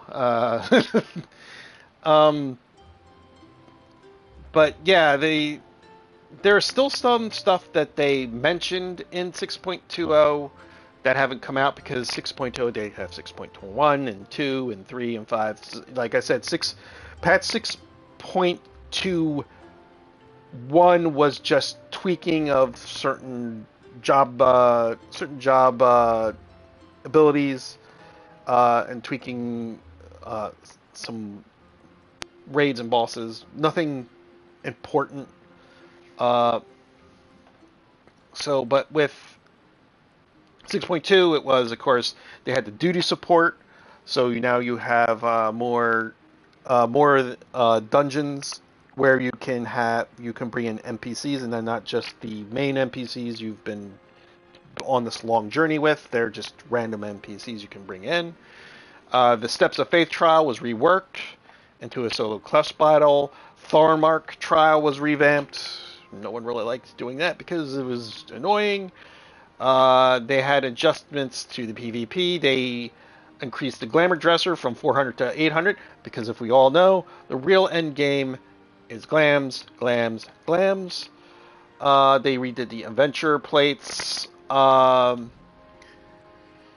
They have the further adventures of Hildebrandt. There's new weapon enhancement quests, which is for Mandeville. That's for when 6.25 comes out.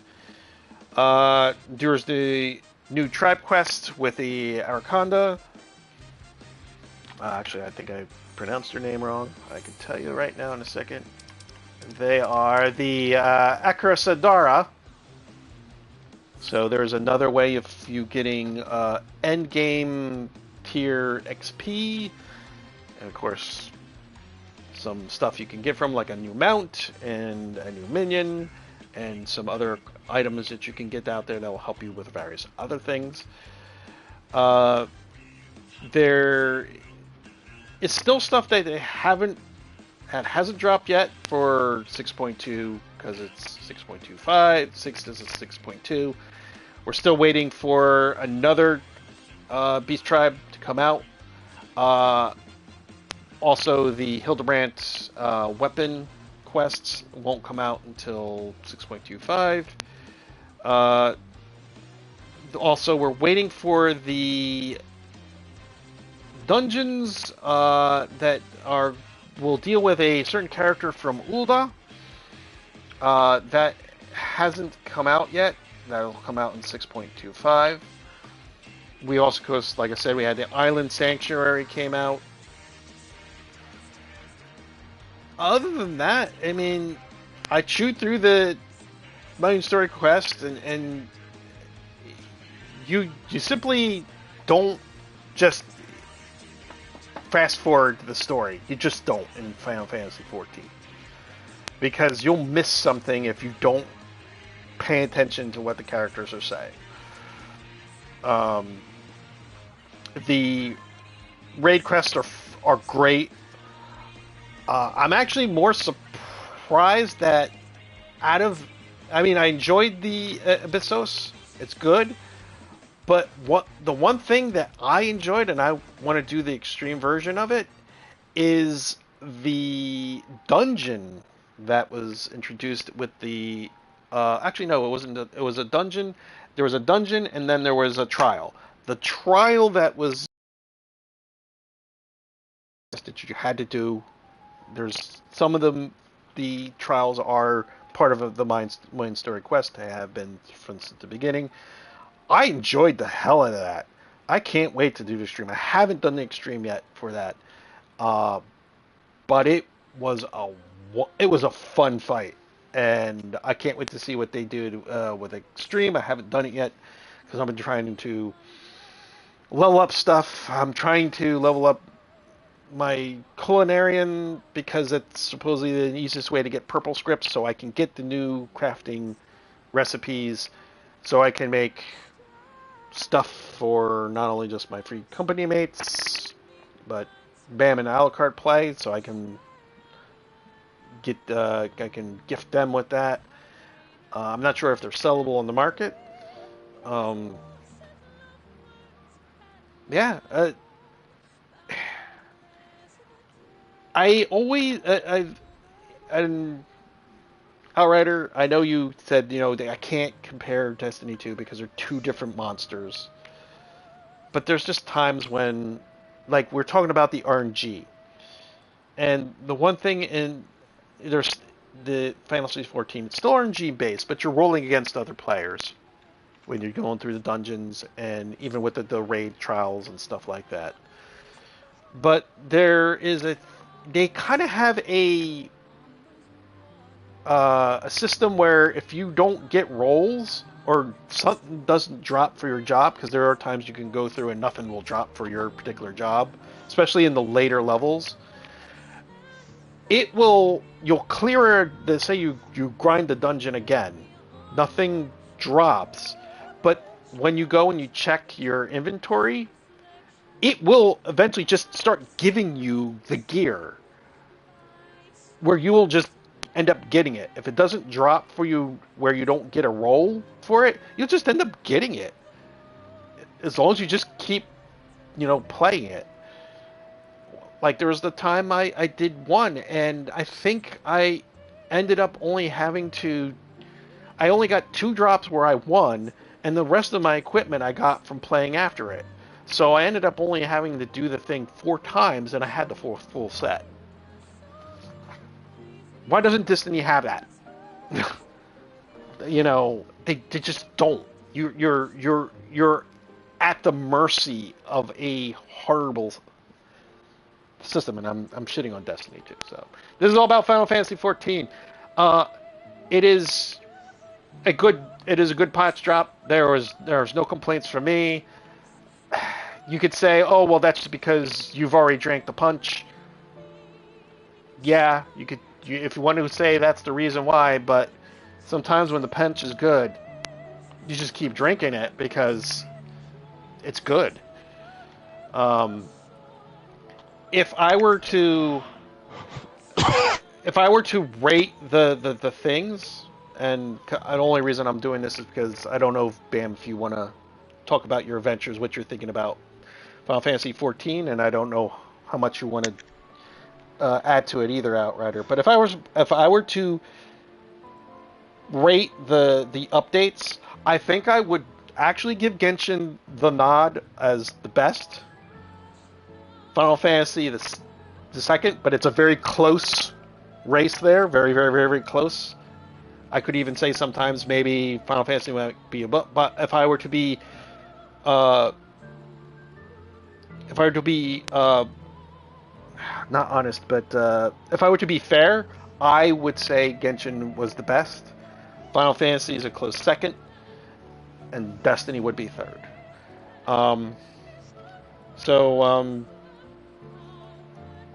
Final Fantasy 14. I know you guys don't have much of a horse in this race. Let me go with Outrider first.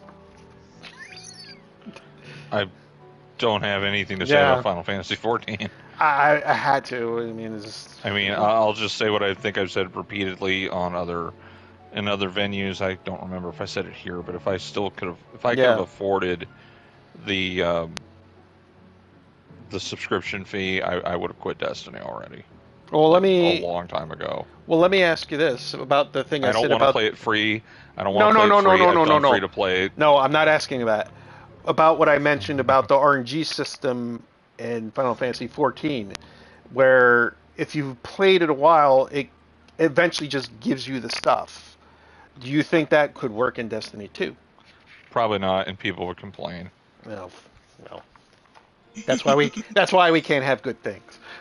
I mean, people are complaining that there weren't 50 champions for a mission, so. Yeah. That's another triumph they auto. Well, not triumph. That was a quest, actually. That was one that they auto completed for. They auto completed it for me. I came in and that thing was done. auto completing 50 champion missions. No, that we can't have that. But freaking an exotic that drops on your 30 to 40th attempt of the raid. That's even more heretical. Oh God.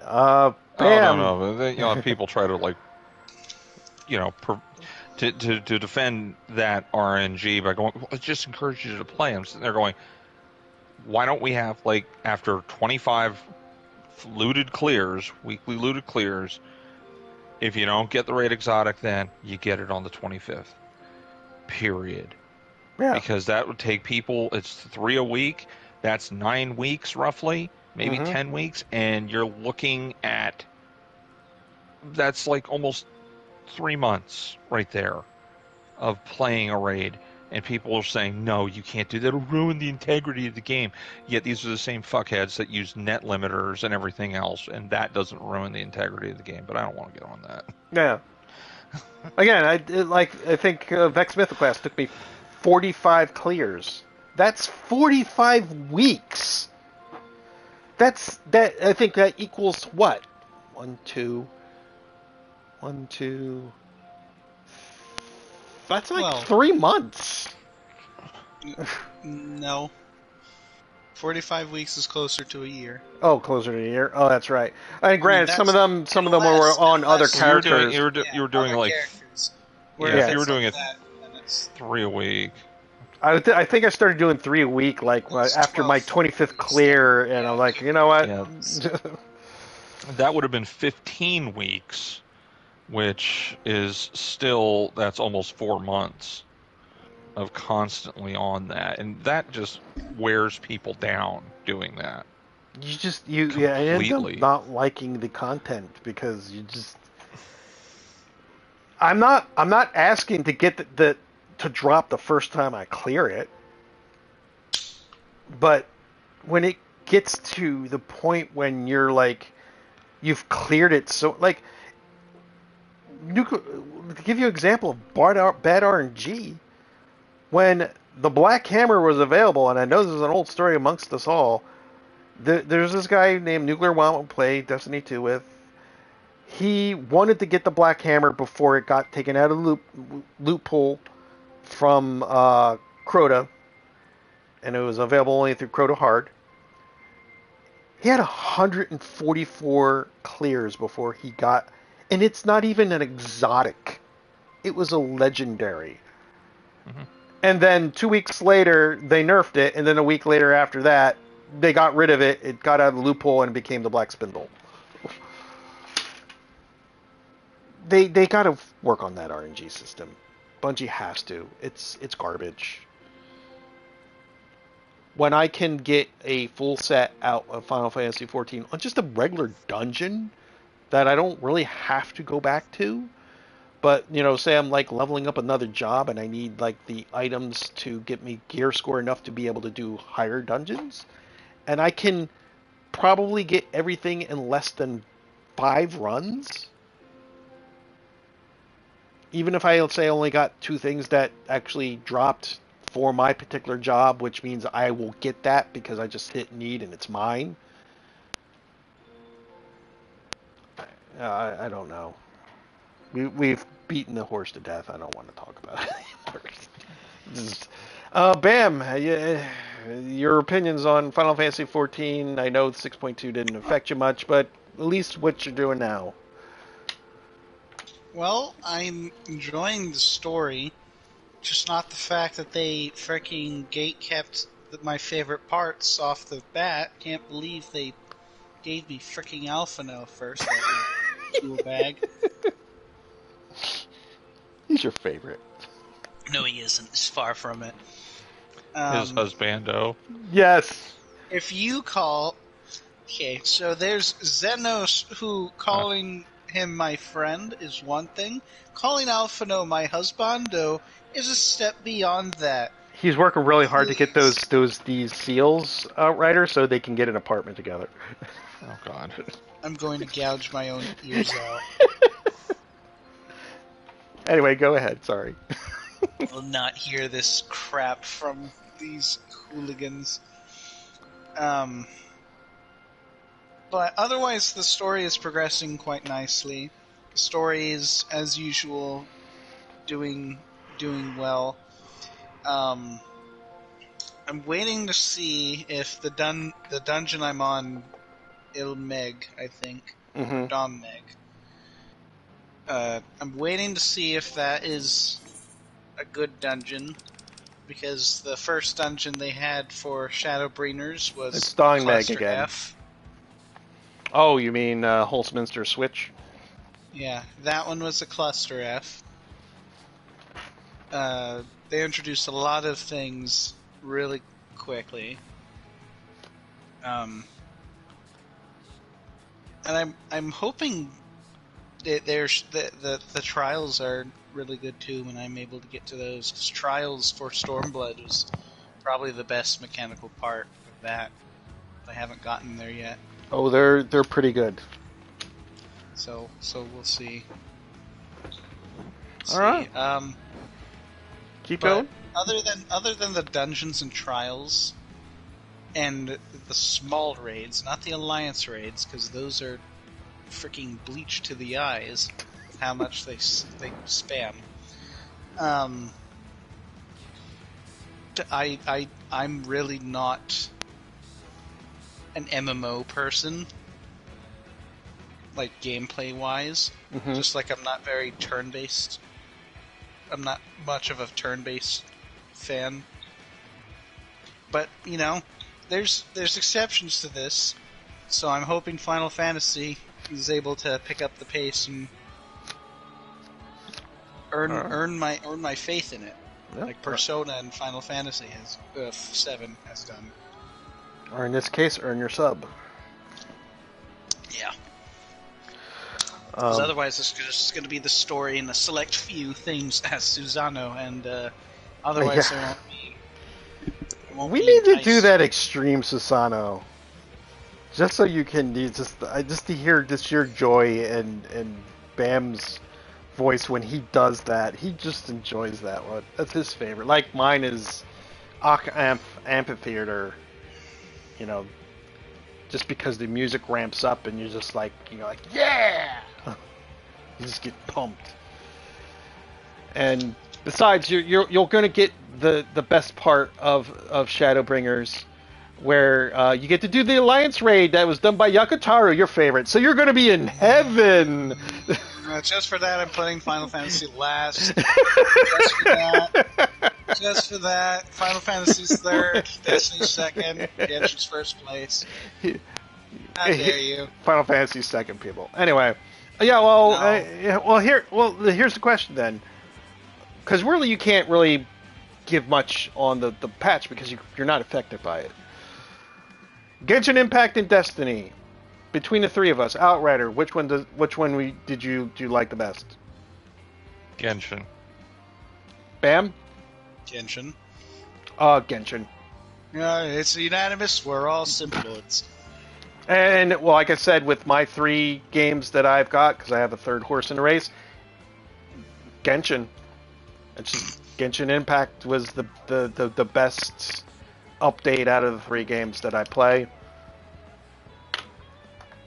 Surprising too, because these are shorter updates, and I'm not sure where they're pulling the extra workforce for the fact that they had an extra 3 weeks for like 2.8. Well, they did. Didn't you say they moved their headquarters from China to the Philippines? Well, they did, but that's more so for censorship restrictions. Less, it can increase like the workforce, but I don't know where the frick they are pumping out this quality this fast when they have a week less of their normal time. Because a lot of people were looking at Inazuman's story and was like, well, this is okay, but it's a little rough around the edges, and they had 6 weeks for those, and additional patch. I'm surprised they haven't moved their workforce to the Philippines, considering that China's cracking down on just video game studios in China, period. Oh, well. It's just an observation because they shut down a bunch of studios. I think it was like 2-3 months ago, uh, just because they weren't going by what China considers socially acceptable. But that's a different can of worms, and we weren't talking about that. Genshin Impact is the winner for the three gigantic updates to the three games. And I think Destiny comes in last place, basically, amongst the three of us. So. Doesn't have a choice when there's only two for me. I mean, Yeah, there's only two for you other. and two for Bam. For me, it's three, and it still comes in last. Not going to say it's a loser. Like I said, we seem to we all three of us enjoy the story. It's just other aspects of the game for Destiny.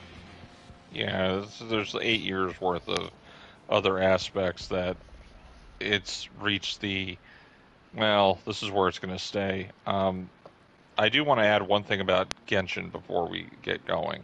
Mm-hmm. The devs actually did an interview with GameSpot recently where they were asking them all sorts of questions like, oh, might we ever see like a Fragile Regin refresh, or what you're going to do with like, going in and farming artifacts and upgrade materials and talent books and all that. And out of that answer, the devs that were responding basically just reiterated what those things do in the game. So it was a no answer. But one thing they actually did come out and say, somebody asked, is there going to actually be some sort of end game activity past the Spiral Abyss? Because the Spiral Abyss, it can be end game, but that's really it. There really is no end game, like harder activity in between. There's like no raid patches. or... Right. The devs said that they're not going to do such a thing. Because if they and this is their own words, if they created another endgame activity beyond the Spiral Abyss, it would cause a significant portion of the player base to suffer anxiety. Okay. I got to tell you, when I read this, I think there was an issue when it came to translation. When it came to communication, I think there was... It reads like it was a Google Translate at points, and I'm thinking there's some nuance to answers that we're not getting. Yeah. Because the language conversion strips it away, but the end game bit that we're going to give the community anxiety. It's like, all right, so you're basically saying you're not going to invest in any of this. And a lot of the questions that were being asked were essentially no answers. Not as in there was no answer, but no was the answer. If you read into the context, it was basically no. And that's in a way that's also disappointing. So while I like what Genshin did now, knowing what's coming in the future, meaning that they're just going to keep the same course that they're going, I think in maybe another year or so, it's going to start feeling like Destiny for me. Well, didn't they say they're only doing Genshin Impact for 5 years and then it ends? Well, not really. No, they said they have to get all the regions out. And we only get a new region once a year. Yeah. So we're still missing Snezhnaya, we're missing Fontaine, we're missing, there's the Land of Fire, I can't remember his name. Natlan, thank you. Celestia is another area. There's 4 areas right there. Maybe it was basically it said they have an end game for the game as a whole. Maybe that's what I was... When the game comes to a conclusion, it's going to come to a conclusion, but it's going to take years to get there. Yeah. Because it's not just going to keep going on at that point. I mean, we still have 3 Archons in 3 areas, and then of course just Naya and Celestial to get into. Yeah, and I'm wondering, for those that just start playing, let's say, right before the final big update hits, whatever, patch 8.0, let's just make up a number. Those people that started when it was still 7.0, right before that last patch, are going to have so much stuff that they can go through at their own pace. It will be like me it's in Final Fantasy XIV. It's going to be massive. It's probably going to be one of the biggest single-player open-world games ever made. Yeah. It's going to be enormous. And I can't wait to see what that's going to look like. I just hope I don't resent playing it down the line because of how they hold their business model. That's what I was trying to get at. Mm. It's a gotcha game. I mean, we know it's there, and we basically try to get, if there's a character we want, at least we go for it, or we just skip it, like you're squirreling yours away for the Dendra Archon. No. I don't mean the gotcha side of things. I'm talking about the content they're producing. Okay. In between the big story contents are these seasonal little events that last for like a week or so, 2 weeks, and you get like 5 minutes to do something, because that's all it takes to really complete it, and then you have nothing else to do unless you want to run around and collect mint across the map. It's Garrett. That's what I'm getting at. That's what I'm getting at.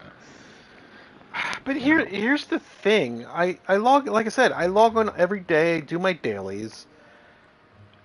Maybe occasionally I'll grind out, like, the hypspaces cubes for like a character that I want to like update. And I'll do whatever little dinky event they have going on. But I never feel bored, and I don't feel like I'm gonna have FOMO. So I'm not pressed by the game. Like, oh, you gotta do it, or you're gonna miss out. So I'm fine. That's my relationship with the Genshin Impact, and I don't see any problem with it. But I get what you're saying, the little events that only last 2 weeks. But at least they're giving you something to do, and you basically play at it with, how you play at it. Once you're done with all the story missions that take longer, like the Archon quest and whatnot, the world quest, and you're down to the story stuff, the typical Genshin daily routine is you do your daily I can't even think of that. I want to say dispatch, but that's not what it is. But your 4 things, you go turn them in. Commissions, thank you. You get your 4 commissions, turn them in, and unless there's a little event going on, then you burn through your resin. Yeah. And you can burn through all your resin very quickly. So what I'm getting at is, within the span of about 15-20 minutes, you're now totally done for the day. Is that a bad thing or a good thing? That could be a bad thing. Can be a bad thing. Okay. As a main game, it's terrible. As a game you have on the side, it's gutsin. Yeah. Yeah. That's where it's like, this is Genshin's my side chick, to put it in a very gross way. Is that your side waifu? Yeah, it's something I spend just a little bit of time with. There's that one long weekend that we have together once in a while, but after that, it's you're on a business trip. I send a text message and I'm in and out in like 10 minutes. Because there's not a lot to keep me invested. There's more meat on the live service side of Destiny than there is Genshin, when Genshin's not running off the strength of a major update that has come through. Yeah. So, different, same. It's all good, but in this case, I think Genshin was a hell of a lot stronger than Season of the Plunder so far. Yeah, You know? yeah, and yeah, the side game and that way to term it is pretty good. Yeah, because you are like before this the update, and now I got still like tons of world quests. I have the desert world quest now to do since I'm done with Archon. Once you're done with all that, like the main stories, and of course you can pick up like the little side quests. Yeah, you like I said, I went on, I did my dailies, occasionally did like the resins with the hypothesis cubes or the other things where you can get the upgrade material to pump up your characters. Yeah, you're done. It's 30 minutes at most. And as a main game, that doesn't work. As a side game, though, and we have side game, we have more games that we play on a more daily basis. It works. Yeah, that's a good way of putting it. All right, well, I think it's time to. I think we've talked everything here. I can't think of anything off. I think I was going to say something that she brought up, and it left my mind. I can't remember, but Outrider, why don't you drop everyone your deets? You can find me on Twitter at Outrider45. I'm on Twitch at Outrider45. I typically stream 3 to 4 times a week in the evenings, Eastern Standard Time. You can find out the times on Twitch, on Twitter. That's the one I normally put up when I'm going live. I'm part of a podcast, Hidden Guardians Podcast. It goes live every Wednesday on Anchor.fm, also through Spotify, and you can find it on other major podcast sites. It's about primarily Destiny 2 and, other things when Destiny 2 is getting slow. Yeah, it's usually near the end of the season. Bam! You've got deets. Yes, I do. I stream on Twitch at Jedi Polaris23, one word lowercase. Have a YouTube channel as well under the same name. I pretty much treat that as a side chick as well, so don't expect too much from me, but I am there occasionally. That is it. My deets. Well, Space Canada deets. Well, me. I'm mostly the one that streams, but we do have a Twitch page, Twitch stream, but we haven't touched Twitch in God knows. I don't remember the last time I did anything on Twitch. But you mostly see us here on Space Canada TV on YouTube. I stream, of course, the world famous Destiny Disappointment Tuesdays on Tuesdays. Wednesdays is Wednesdays. It's mostly Final Fantasy XIV, unless there's a very weeby game that I look at or someone suggests that I'll play. Thursdays, occasionally it's Dragon King Soup suffering through JRPGs because he doesn't like it, or I might stream something. Fridays is basically my day off because I'm playing D&D. Saturdays, it's we found a new game that we've kind of loved. We were making fun of it, and then we got sucked into it, and that's Madam Hockey and her forces play SD Gundam Battle Alliance. That's on Saturdays, and Sundays is these jackasses' favorite day of the week because it's a day that I get to suffer playing some shitty survival horror games, and Daymare 1998 is the room of shitty fucking survival horror games. Dragon keeps trying to defend this piece of shit. Oh, only 6 people made it. I don't care. It is horrible. And I'm on the last fucking chapter. Can't wait till it ends. But that's on Sundays. Times are usually around 9:30 p.m. for everything. But and then we do have our severely underused Twitter pages, Space Canada TV, or PR Man, I am Emo Gillicuddy, and my own Super Evil Pop Tarts one spelled out, unlike my tag. Well, gentlemen, this was I actually enjoyed doing this. This was nice. I don't do podcasting kind of like you do, Outrider, but this is our closest thing that we have here.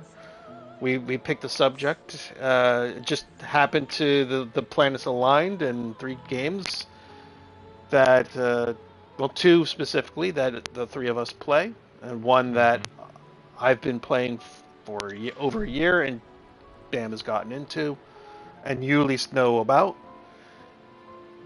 It just I enjoyed this. This must be how your podcasts run, and that was pretty neat. I'll have to try to do this again. Find a subject to talk about, and get a bunch of people in here. Anyway, thank you, Outrider, for joining us. No problem. And Bam, as always, aka Jedi Players in the chats. Excuse me. My name is Super Evil Pop Tarts. As always, executive producer Taku the Fail Kitty. Remember, in space, no one can hear you apologize.